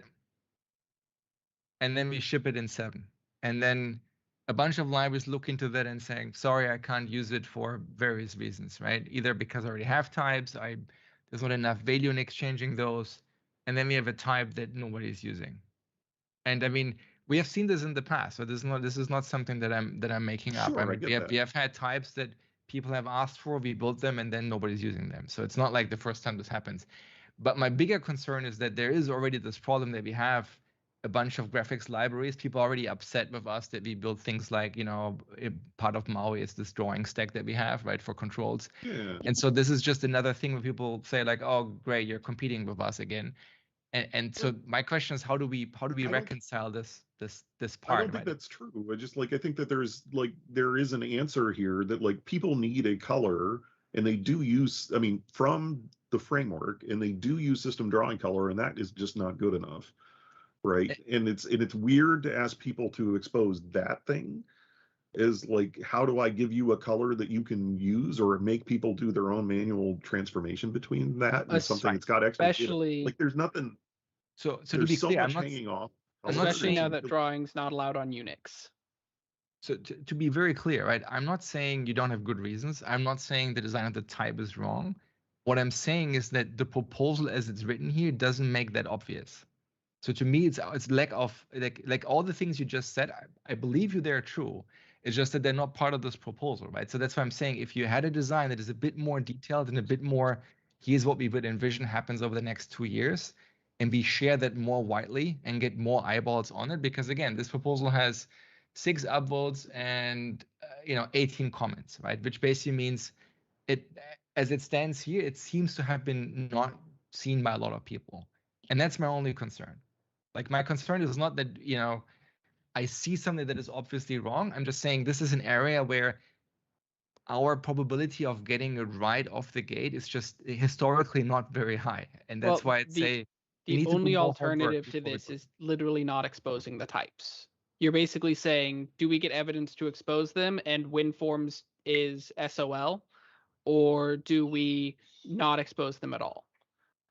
Because winforms fundamentally needs types. We've said system drawing is no longer supported on Unix, so now everyone that's been using color on Unix can no longer use it. So they have no alternative. And so it comes down to, we either expose a type we expose these types directly in winforms, and so they are never usable as an interchange, and we have the bifurcation, which is why we rejected the original proposal. Hold on. Or- Color is in system drawing primitives, not system drawing common. Yeah, Okay. but yeah, if I need to expose, like I tried to narrow this down to just our own, you know, WinForm specific case, and that didn't fly. Well, So I mean, I think there's a difference between let me the API. API. Let me be more. I just want to make clear, like we're talking about the same thing. There's a difference between an API proposal, which yes should be targeted, and a vision for a feature, which should be a bit broader than the increments, right? Because the thing is, it's hard to judge, especially exchange type, if the only thing you look at is this very narrow slice, right? So that's why I'm saying for the API proposal, what you have is perfect in size, right? I'm just saying, to me, the proposal here, or the approval isn't, do I like this API shape, right? The approval here would mean we are okay with introducing this new concept into the platform, and we are confident that it will be used, and we are confident that it pays for itself. And all I'm saying is that in this API proposal, I don't see enough evidence for that to be true. I'm not saying you're not. I'm not saying you're wrong. I'm not saying here's evidence that I have that suggests the other thing. All I'm saying is that in the past we have fucked these things up, and this is an area, like drawing in particular, that is super touchy with our ecosystem. And I just want to make sure that when we do this, people are buying into this and they like what we have. And all I'm saying is the evidence we have here right now with 6 upvotes and like 18 total comments. It's not like, oh, it's a lot of people. You're taking out 6 years worth of stuff by just pointing to this one issue. I mean, I could have like iterated on the very first issue, keep branching out from issue to issue to issue, and like people have been asking for this forever, and this is like taking in precisely what they've been asking for. I mean, I can go and expand this thing and flesh out what, you know, what the hypothetical portion is. Like here's the hypothetical expanded API surface, and go back through these other ones to find it. But I think it's disingenuous to say that it's only got 6 votes, right? Because no, I'm not. There's plenty of evidence to be clear, like I'm not saying that what you have is wrong, right? All I'm saying is that you're giving it. You're saying it's less important because this one particular. I'm not saying that at all. I'm not saying that at all. I'm not saying it's less important. All I'm saying is that I want to make sure when we say this is the thing we ship, that people are buying into that. I want to make sure that enough people have seen this before we're taking this to an approval. That's all I'm saying. And I'm saying this is a very touchy subject. That's all I'm saying. I think the thing that's being overlooked is that there is literally no other surface area that could be exposed here. It's either we expose this and we eventually expand it with the core methods that other graphical numeric math libraries expose, like DirectX Math and GLM, or we do not expose it and we go back to the original proposal, which is WinForms exposes this basically as is in their own surface area, and we never expand it any further in the future.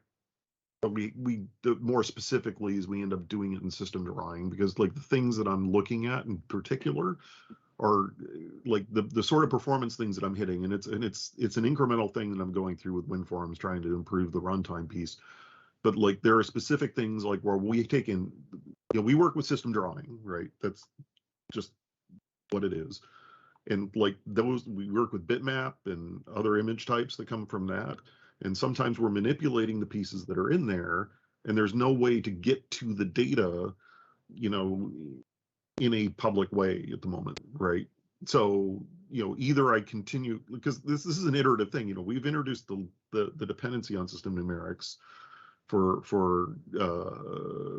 the matrix stuff, right? Primarily around this sort of thing too, as we're going through and unraveling these pieces. Now, I know one of the other places where we're suffering in our performance is specifically around image manipulation, you know, for like icons and things like that, where we're fiddling with stuff.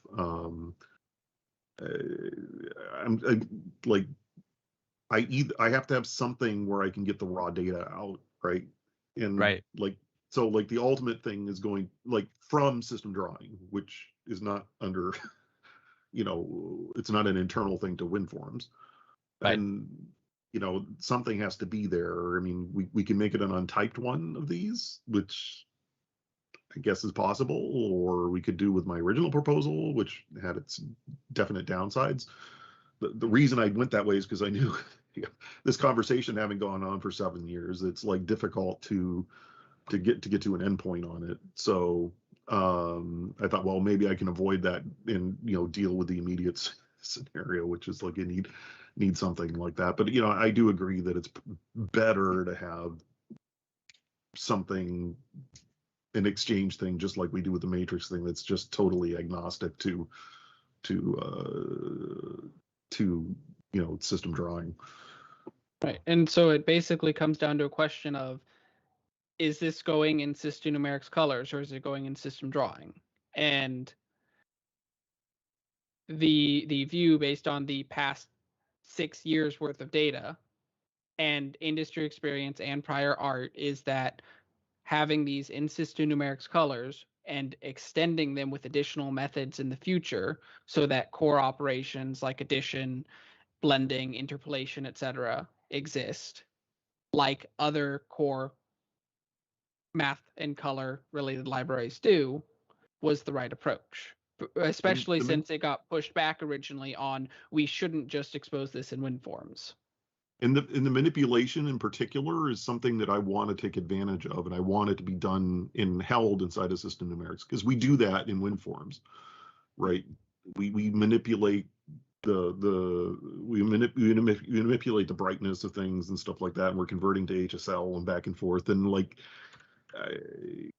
that's the iterative part that I want to be getting into and like building off of, and building onto this thing to give to move those internal methods to something that like can take advantage of the speed benefits that you would get out of having the thing sitting in System.Numerics instead, and other people can utilize as well. And that gives us an answer for people too that like say, all right, well, we want to do our design this way too. And it's like, well, we do have some of those things inside of our API, but I'd rather not be like continually expanding the WinForms API for things that are kind of more generic in nature, right? Because we do have some of that for building your UI, right? Where we have the little helper classes that like allow you to manipulate things to build your UI in some sort of consistent way, right? But it's a little odd to be like make color brighter or make color darker and stuff like that. And we do have some of that in public, but it makes me itchy. You know what I mean?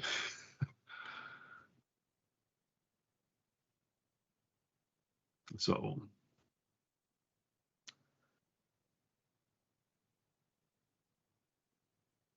And I'm definitely not saying we shouldn't do the additional work of like, let's write out a proper design doc showing how this will extend in the future.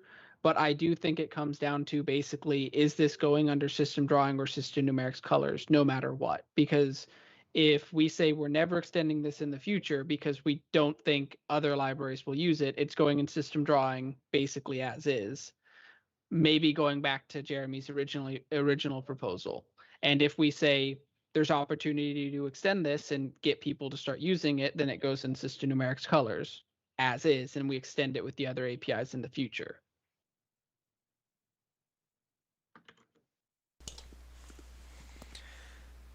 All right, so it's kind of obvious to me that we're not going to solve that full problem, but I think that since we already have the people looking at it, it's probably reasonable to look at the shape, and then I think that the answer is we're not going to say approved at this meeting because we're going to want to say after we've tinkered with the shape here, we just want you to find someone in some library. I looked at SharpDX, but unfortunately they've gone out of business. Someone in some library that goes, oh my god, thank you so much, and then they say I'm totally ready to use this, and then we come back and say great, it fulfilled someone's scenario, let's ship it. But so let's not talk about whether or not there's a customer. Let's pretend there's a customer, talk about what we like and don't like about the type, and then before approval we'll do the thing. Right. We're not talking about that. So ARGB. What do they This say is they're not going to use it. I mean, the only thing I would think that we'd be getting out of them is like they would want some change to it. right, I don't and think that's we what we really- want to know. We want to know is it meeting their scenarios? And that once we find somebody that says yes, this meets Well- my scenarios, then great. I'm not. I just want to be super clear. It's not that they say that they would use it. It's that they would like use it if there was this change to it. Because no matter they could be in a situation where they would never do anything based on like never do anything. Makes sense? And in particular, there's no change to the proposed surface area here that would make it usable or unusable by any type. The only changes would be in future APIs exposed, such as the API that allows you to convert from HSL to RGB or from sRGB to ARGB. And those ones, for the functionality, they're primitive math types like cosine. There's not exactly other signatures you can have for them. These are, this isn't some, edge case library where there's a lot of opinions. There's a effectively industry standard for the names and for the terminology here and for the operators that get exposed on it. And there's not really a difference. It's like vector 4. There's not opinions on vector 4. There's a correct way to do it and not exposing it. Right, except there is no to HSL here, and then there's the if you do expose to HSL, what are we doing that, or is somebody else doing that? If we're doing that, what are we doing the return type as? Because now once you go HSL, you're back in you have a tuple that the order matters, and now you don't have a name. So do we also need an HSL type in order to go with that? Like that's where some of these we need to see that somebody says, yes, this is great. I want it in my public API, or I want it in my implementation, and it's fantastic, and thank you. But right, but we're some not gonna... of those are also independent of the proposed surface area here. Those are right, but that's how we extend it in the future and would be independent of this getting exposed. Right, but I think we have spent a lot of time talking about whether or not we think we want it. I think the answer is we don't know.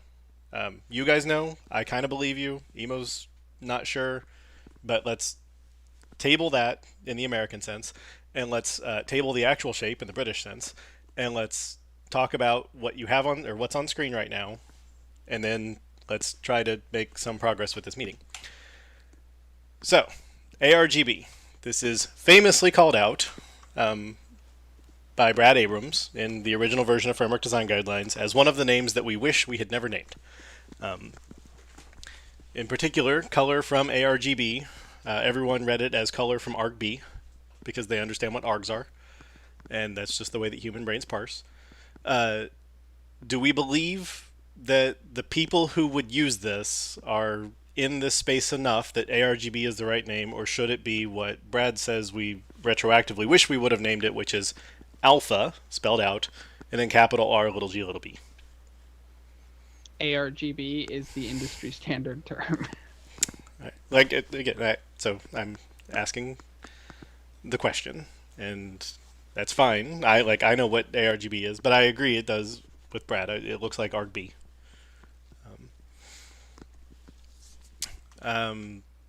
Right. So you have, presumably this is just a typo that you don't need the annotation or the read only because the whole struct's read only.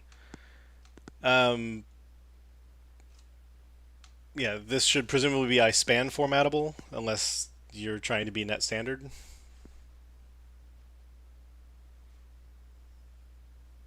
It should likely be ISPAN formatable either way, and then just restricted to not be if it was net standard. Okay. Although I don't think we currently do ISPAN formatable on vector 2, 3, or 4. Fair enough. I didn't even know that they were iFormatable. I guess I don't know what this is going to do, but this matches what basically the signature matches what vector 2, 3, and 4 are, which is IEquatable of self and iFormatable with the where t is struct. I added ISPAN formatable to our types where I understood how someone might want to format them and why, and I did not understand that with vector, so I didn't touch them. Vector is basically, it formats on a per component basis, so you get to decide if the components, like the XYZW component or the ARGB component, is printed as round trippable or 3 digits or etc. And that's basically how these function. Sorry, what I really meant was like why someone would be calling toString culture on a vector, and in what situation they would be doing that, such that, like, did it matter for it to be able to be higher perf? The simplest example would be, you're in a game, you have a debug display that's displaying positions, or in this case, colors, and you want it formatted in a particular way, such as you want, if you're in, a culture that uses commas instead of periods, then you want to use the comma there. And so you want culture-aware formatting. And of course, if it's in a game and you're targeting 60 FPS, you want it to be fast and allocation free. So that'd be the reason for span. Got it. Okay. So I'm gonna take the note that it would be great if the constraint could be one of the new iNumber things. We've talked about it. If there's a way that we can see that it could be feasible to do so before this type ships, that would be fantastic. It would likely be explicitly the iScaler concept, which hasn't been reviewed yet. But you specifically need a concept of scalars in correspondence to vectors. And so it wouldn't be iNumber itself. Fair enough. Although scalar might be a number. There's some wonkiness there that I still have to finish fleshing out for 7.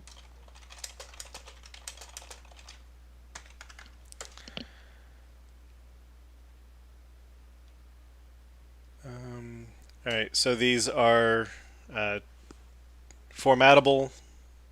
Do we believe they should be parsable? No is a fine answer. I'm asking questions. So vector 2, 3, 4 aren't today. That's largely just because we never decided what the parse format should be. That is, for example, do we accept parentheses as the grouping modifier? Do we require parentheses? And how do you separate the components? Well, generally, parse just reads what toString writes. Yes, and there's lots of cases where you may not be able to parse something that gets output depending on factors. But basically, for vector components, we never decided, and we never even finalized what that format was, and if there's alternatives that are accepted as well. And so these likely should be parsable. I've just never sat down and considered what that final spec would be and proposed it for review and approval. Okay. They probably follow along with the other, whatever is done from that level with the. It should be consistent with the existing vector stuff, whatever ends up being done. So, on your helper types, you have to and from Little Indian. It's great that they're named. Do we feel that the needs for Big Indian are small enough that those callers should just go through the converts, or should we just add those at the same time?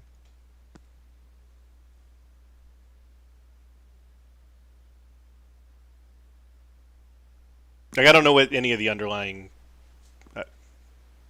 things do. I mean, many of the systems we care about are Little Indian, but we're adding Big Indian support to more systems in 6. So There should probably be Big Indian for counterpart, just for consistency, because I think everywhere we expose Little Indian today, we expose a Big Indian counterpart. That's fair.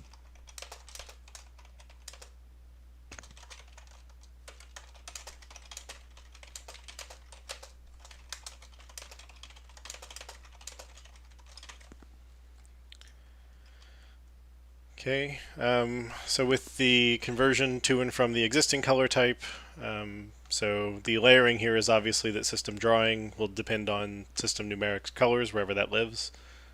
and these are all being defined on color. I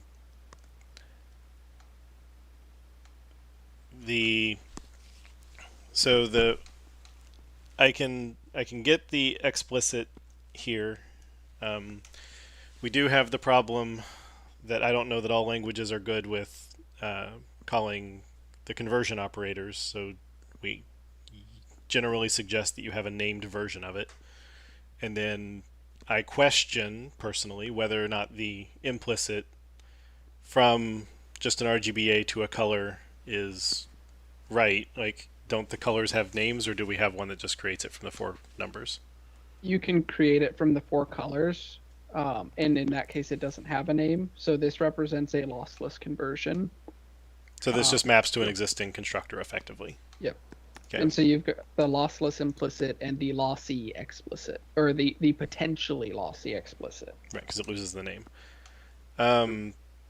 But is there a reason to do this as a conversion operator instead of a constructor?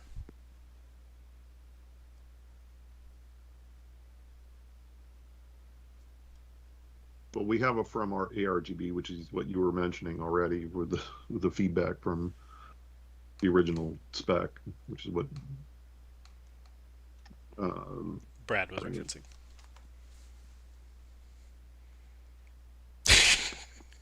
I'll agree with that. Yeah, so it's if we have the static from argument B, then should we not just overload that with taking an argb byte? Yeah, probably.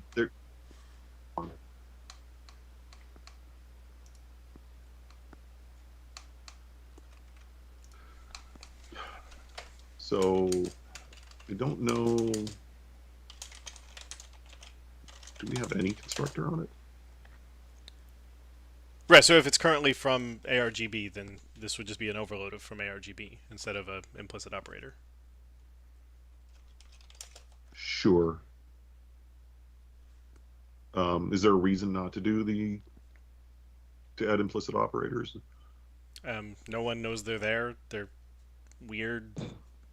They're just generally the wrong thing. So you're suggesting don't have both, but just have the explicit method? So my recommendation is to never add explicit conversion operators, or never add conversion operators. To me, it starts at -1,000,000, not -1,000. So you need to really, really, really, really, really have a good reason why it feels like a natural thing to use the parenthesis syntax or to use a implicit assignment. I don't feel that system drawing color from an ARGB of byte is a natural assignment, but that saying color from ARGB of that feels like, oh yeah, I understand you can do a routine to convert one to the other. That's just me, but yeah, I mean, I personally like it when it's like this. So, like I totally get having the from and the to ones as well, but you know, I just because we have a 2 ARGB and we would just be doing the same overload for that, right? I mean, in color already there is from ARGB and there is 2 ARGB. What's that do? To an int. Well, because you can't use that name for a second return type. Right. Sorry. So how would we name that if we wanted to? Right. Like, so I don't know. I don't know if VB's good at calling these things. You mentioned VB as a scenario. I don't know if F#'s good at calling explicit conversion operators. I certainly don't know if COBOL.net is good at calling them. They're all good at calling named methods, and that's why that and discoverability is why we have the named versions. Like nothing in IntelliSense tells I you get that it. there's I want the cast, named conversions for sure. And like the question I'm asking here specifically is like, because we already have a 2 ARGB, what would we call this 2? Because we already we can't overload it. Right. Well, what would be the guidance in that particular case? Because to numerics ARGB. I mean, that would be one solution. To ARGB struct. I mean, you could do a terrible thing and void to ARGB out ARGB of byte, but that makes me want to punch me for saying it.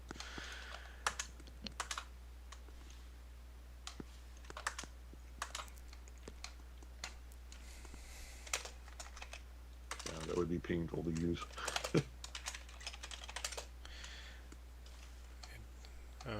So do we already have a from RGB or just no? We have from ARGB, but not from RGBA. No, we didn't. And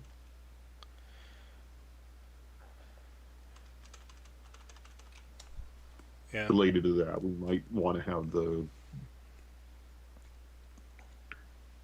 to and from between the two ARGB and the RGBA ones to flip in between the two formats. I would try to keep it minimal, but to be consistent around the whole thing. It's like we want to be able to convert between the two. I mean, is that a common enough operation? I mean, I assume that would be that you're going between one person's color space and another's. If you want, like, system drawing needs it in ARGB format. What do you do if you have an RGBA? How do you get from one to the other? It's fair. You can construct it, sure. Yeah. So, does anyone have, or what do people feel about creating a color from an RGBA? Should that be an overload from ARGB, or should we add from RGBA? Both feel wrong in different ways.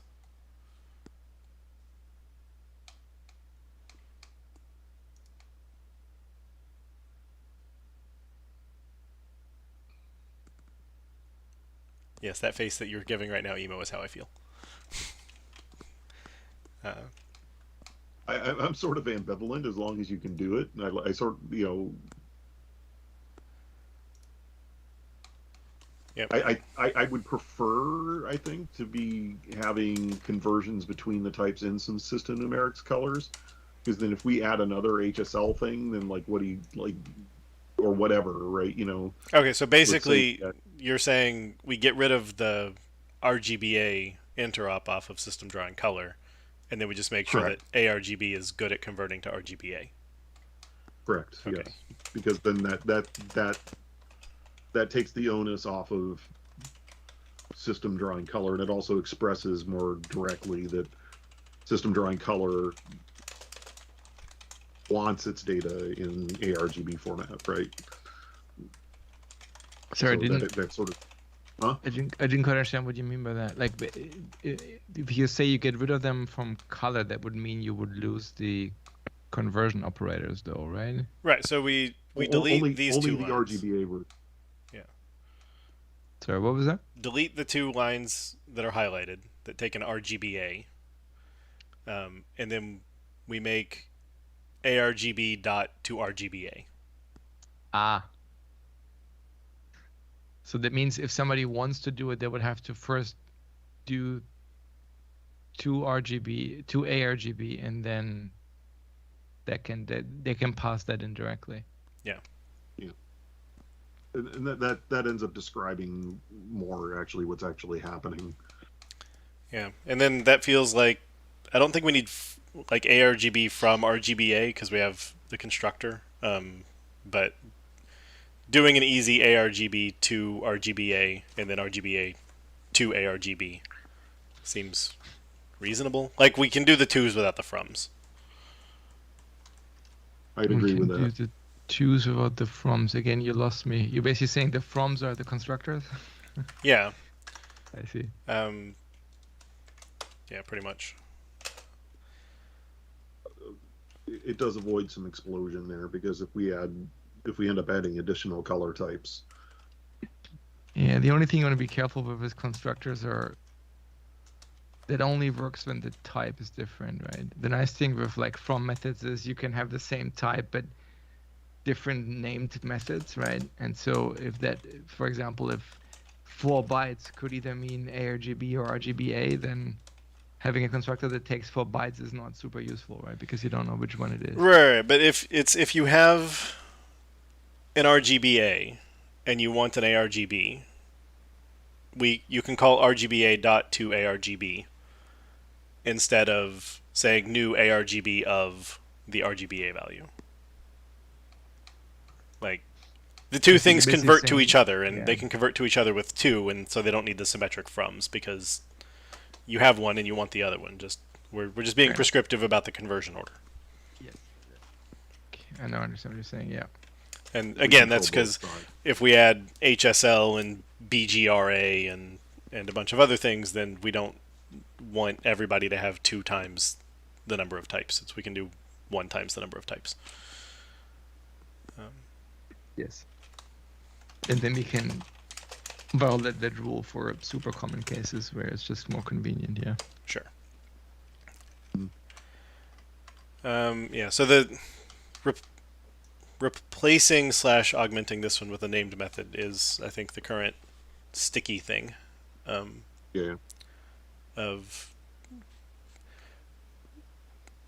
Color dot to ARGB is taken. So what do we call color to ARGB? Why is it taken? What does it return? Int. Ah. Which, I guess, while we're still pondering those names, I'll come back to here. This is taking uint. Presumably we also want an int overload for .NET convenience? Or do we feel that that's wrong? So ARGB.create little endian of uint. Yeah. Do we feel that people will also have the signed version because signed versions are what's common in .NET, or do you think they'll only have the unsigned because they're doing interop?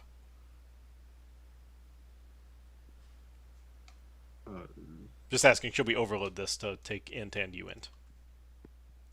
Int as well as uint.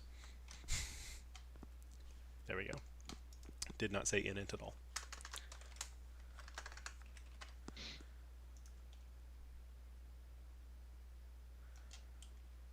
Doesn't really matter to me. Like if outside of API explosion, like if we're gonna have one, I would prefer it to be uint, and you can cast. That's fine. There's not really a signed. I mean, these are Huh? I was going to say these are typically uint specifically because it's a byte-wise compaction of the values, and if it's signed and you do any kind of shifting, such as to extract a value, you're going to end up with signed shifting, which is bad. Sure, but again, the current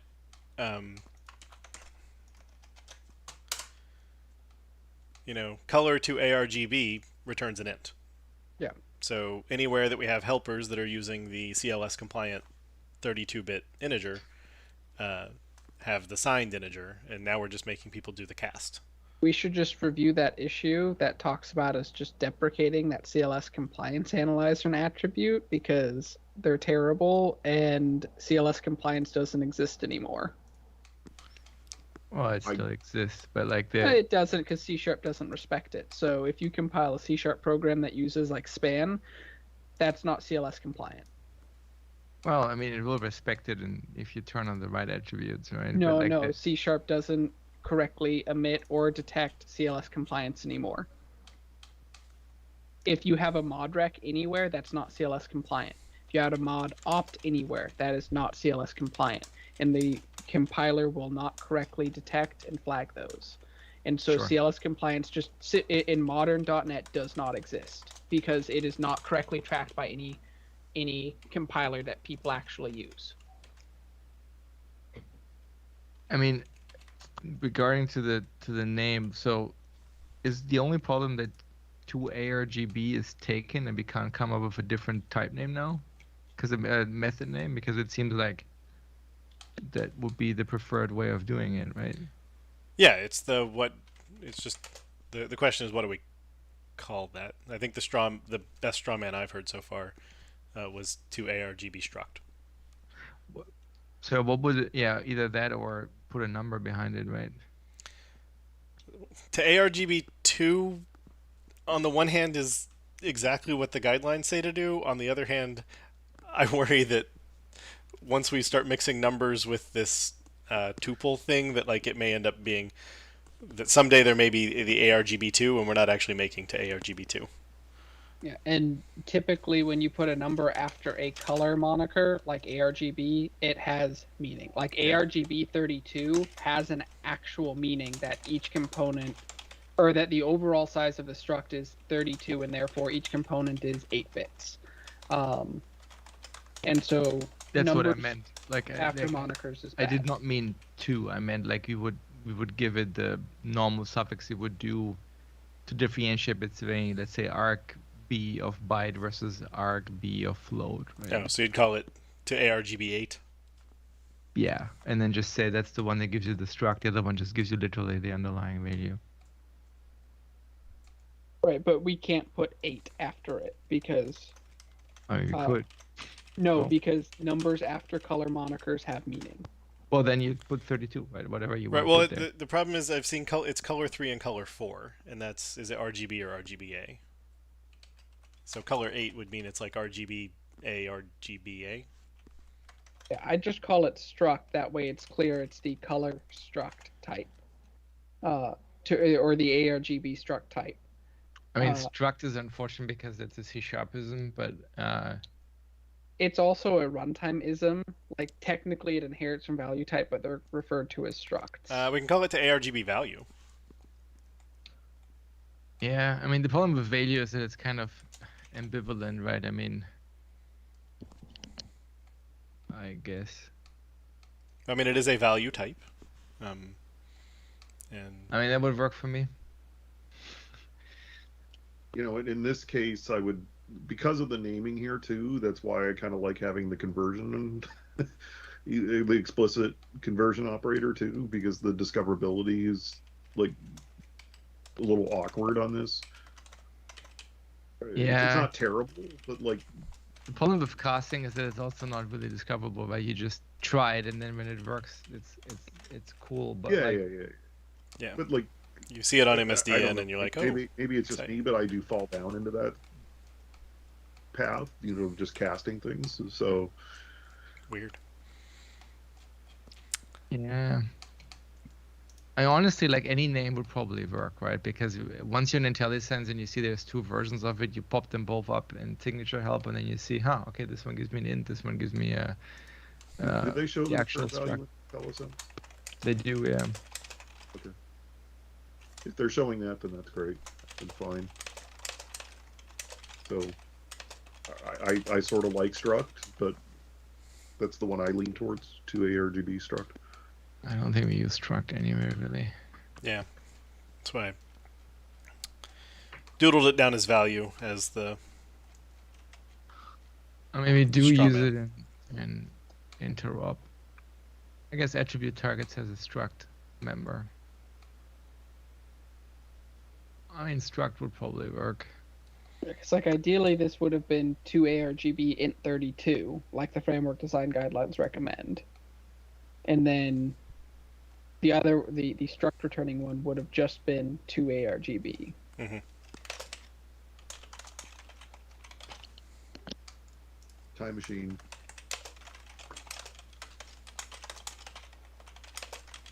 I think a time machine is generally very useful. I would totally fix a lot of issues we have in the framework with that.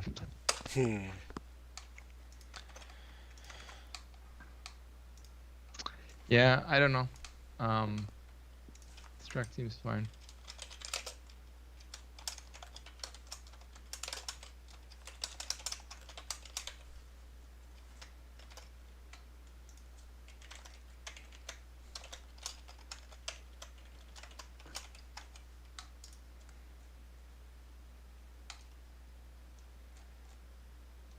The other alternative is to put numerics in it. To ARGB, or to numerics ARGB.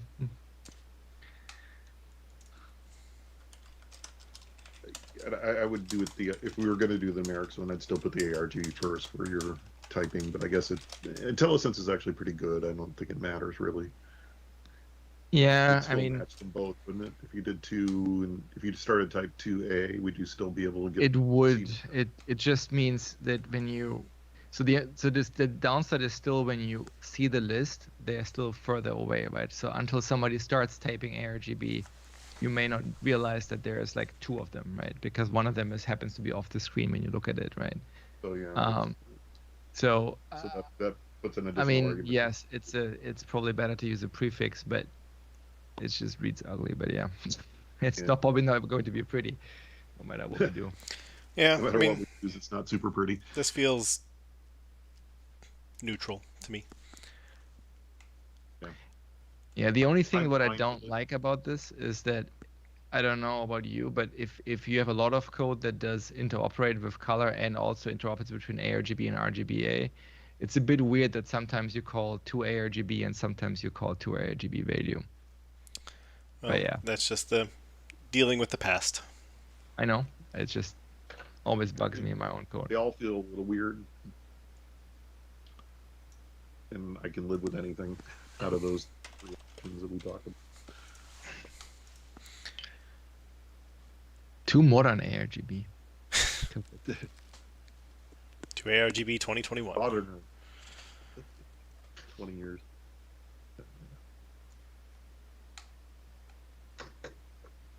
All right. Anything else you should look at? Otherwise, you're over time already. Yep, and everyone except the 4 of us already dropped off the call. So you want. So I can. It would. As far as next steps, I mean, there's certainly value for this being in 7 because of the other stuff Tanner was looking at for constraints.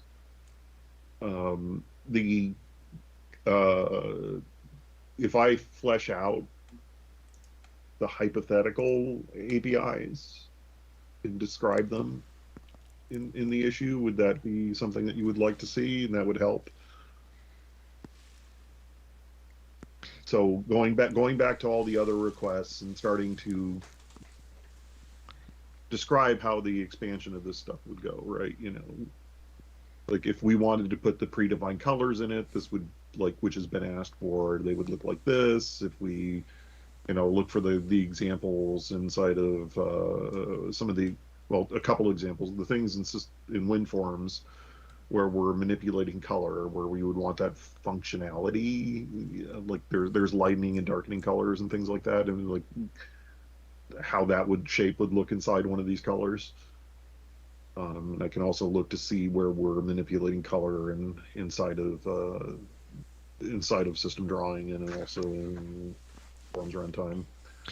Yeah, as I said, to me, it's less about the more links or more proposals. It's more about getting more eyeballs from the community on it and making sure that that's the thing that we collectively think is the right design. That's all. And I mean, there is this thing of like, who's actually using this type, right? If nobody is exchanging this type, it's not paying for itself, right? But like, to me, that's kind of if enough people think it's valuable and enough people have looked at it, like, yeah, I can kind of believe that it will take off. Yeah, so like, I mean, it's early for 7 too, right? So that's also fine. I tweeted about it. People care, so we'll see what happens. Yeah, and I think an easy potential answer, I don't know if it'll actually solve Emo's concern, but I know, Jeremy, you want it in WinForms. If Maui has a place that they would use it in Maui, that's now 2 libraries in parallel workloads, and now we've defined, like, we have an exchange type. This is how you can talk about a color in a way that you didn't care what your rendering tech was. So it's just, we kind of want to see what's the second place that it's going to get used, and that somebody says, oh yeah, it's usable for me, I'll use it and I'm happy, and I don't want to see these extra 19 things bolted on before I would use it. Or if they do, then we also talk about those 19 things. I'd use it in my own library, which is a replacement for... I said I'd use it in my own library, which is the closest replacement to SharpDX. Yeah, I'm just trying to articulate, what's the thing, because again, if SharpDX existed and they said, great, we're gonna use this and get rid of our own type, granted that would be a breaking change for them, then, or if they were going to say we're going to make a conversion to our type from your type, then that at least would be validation, I think. So we just kind of want I would something like be that. using this in my own things, and like I just can't imagine.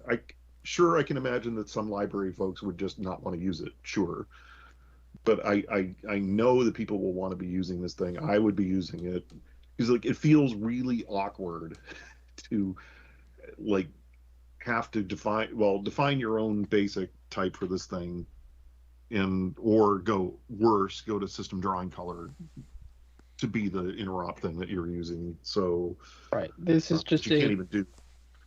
It's just I was saying it's just a core type that's exposed by every other major numerics graphics library out there alongside Vector 2, 3, 4, and Matrix Plane Quaternion. And so we're building parity with DirectX Math and GLM by exposing this here, because this is realistically the only type from the XNA days / DirectX Math / GLM that we're not exposing is the color interchange operations and types. So yeah, I have extremely high confidence that it's like we're just pulling a common view in. It's what people already. I mean, it is what it is. It's I just. I'll use it. WinForms will want to use it. Want to do something in system drawing to be utilizing this too. I mean, we already defined this internally. I mean, I have an ARGB defined everywhere, but like, don't want to do that anymore.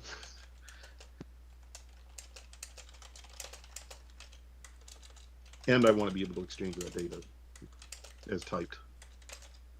So anyway. And tuples can't be interchange types in particular because they are auto layout, not sequential layout.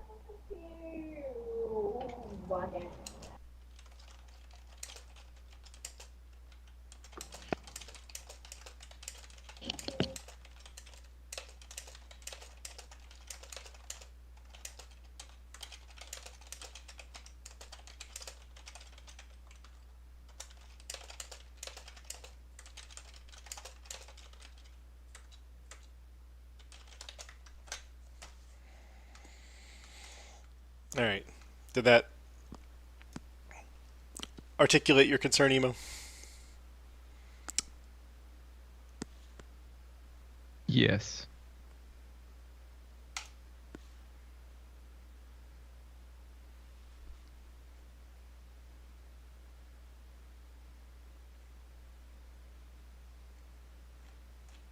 All right. So, because I have to push something and we don't have quorum, I'm going to push needs work. As long as you wait 10 minutes, you can do whatever you want after that. But if you change it too soon, then I don't know that the email tool will spit it out.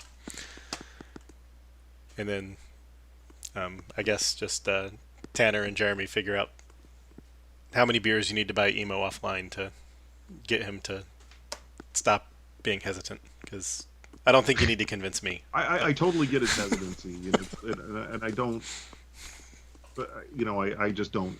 I understand where you're coming from, Memo. I just don't. I have enough confidence that this is going to be used that it does. That I'm not as. That my worries on that front. I don't have the same level of concern. Same, and if it's in core lib alongside the other vector types, then there's no reason for libraries to not expose this as a conversion or interchange type, because there's no layering issue. So I will say there's one thing that could be the concern, right? Is we talked about this and we said, it's net 7, but if everybody who would be interested in using it, that's not WinForms and Maui, is building net standard, then now we need a different story for this. And they've said, oh, well, if it's not net standard, I can't use it. So that's the sort of the one piece of hesitancy that I have is, do we have it in the right TFM? And of course, saying we want to put it in net standard is a harder sell, but I think the one thing that we really want to get, 2 or 3 people to buy off on. It'd be great if image sharp or if sharp dx still existed or whatever. If they said like, oh yeah, no, we'll totally build a converter for this. We have our own type because of historical reasons, but yeah, we get it. It's great. We're gonna interop with this thing, and now people can interoperate sideways, and fine. You're not taking over our JPEG processing. We don't care. And like I think that would make me feel a little bit happier. But that's all. All right, guys, don't drop off like after we go offline because I have a few more things to say. But I assume at this point you want me to end the stream, Emo? Yes. Okay. So, for the official portion of the meeting, I guess, because I need to use this gavel that some cool person got me, I observe that we are massively over time, and I would like to eat lunch at some point today. So this meeting is officially adjourned. All right. I played with my gavel.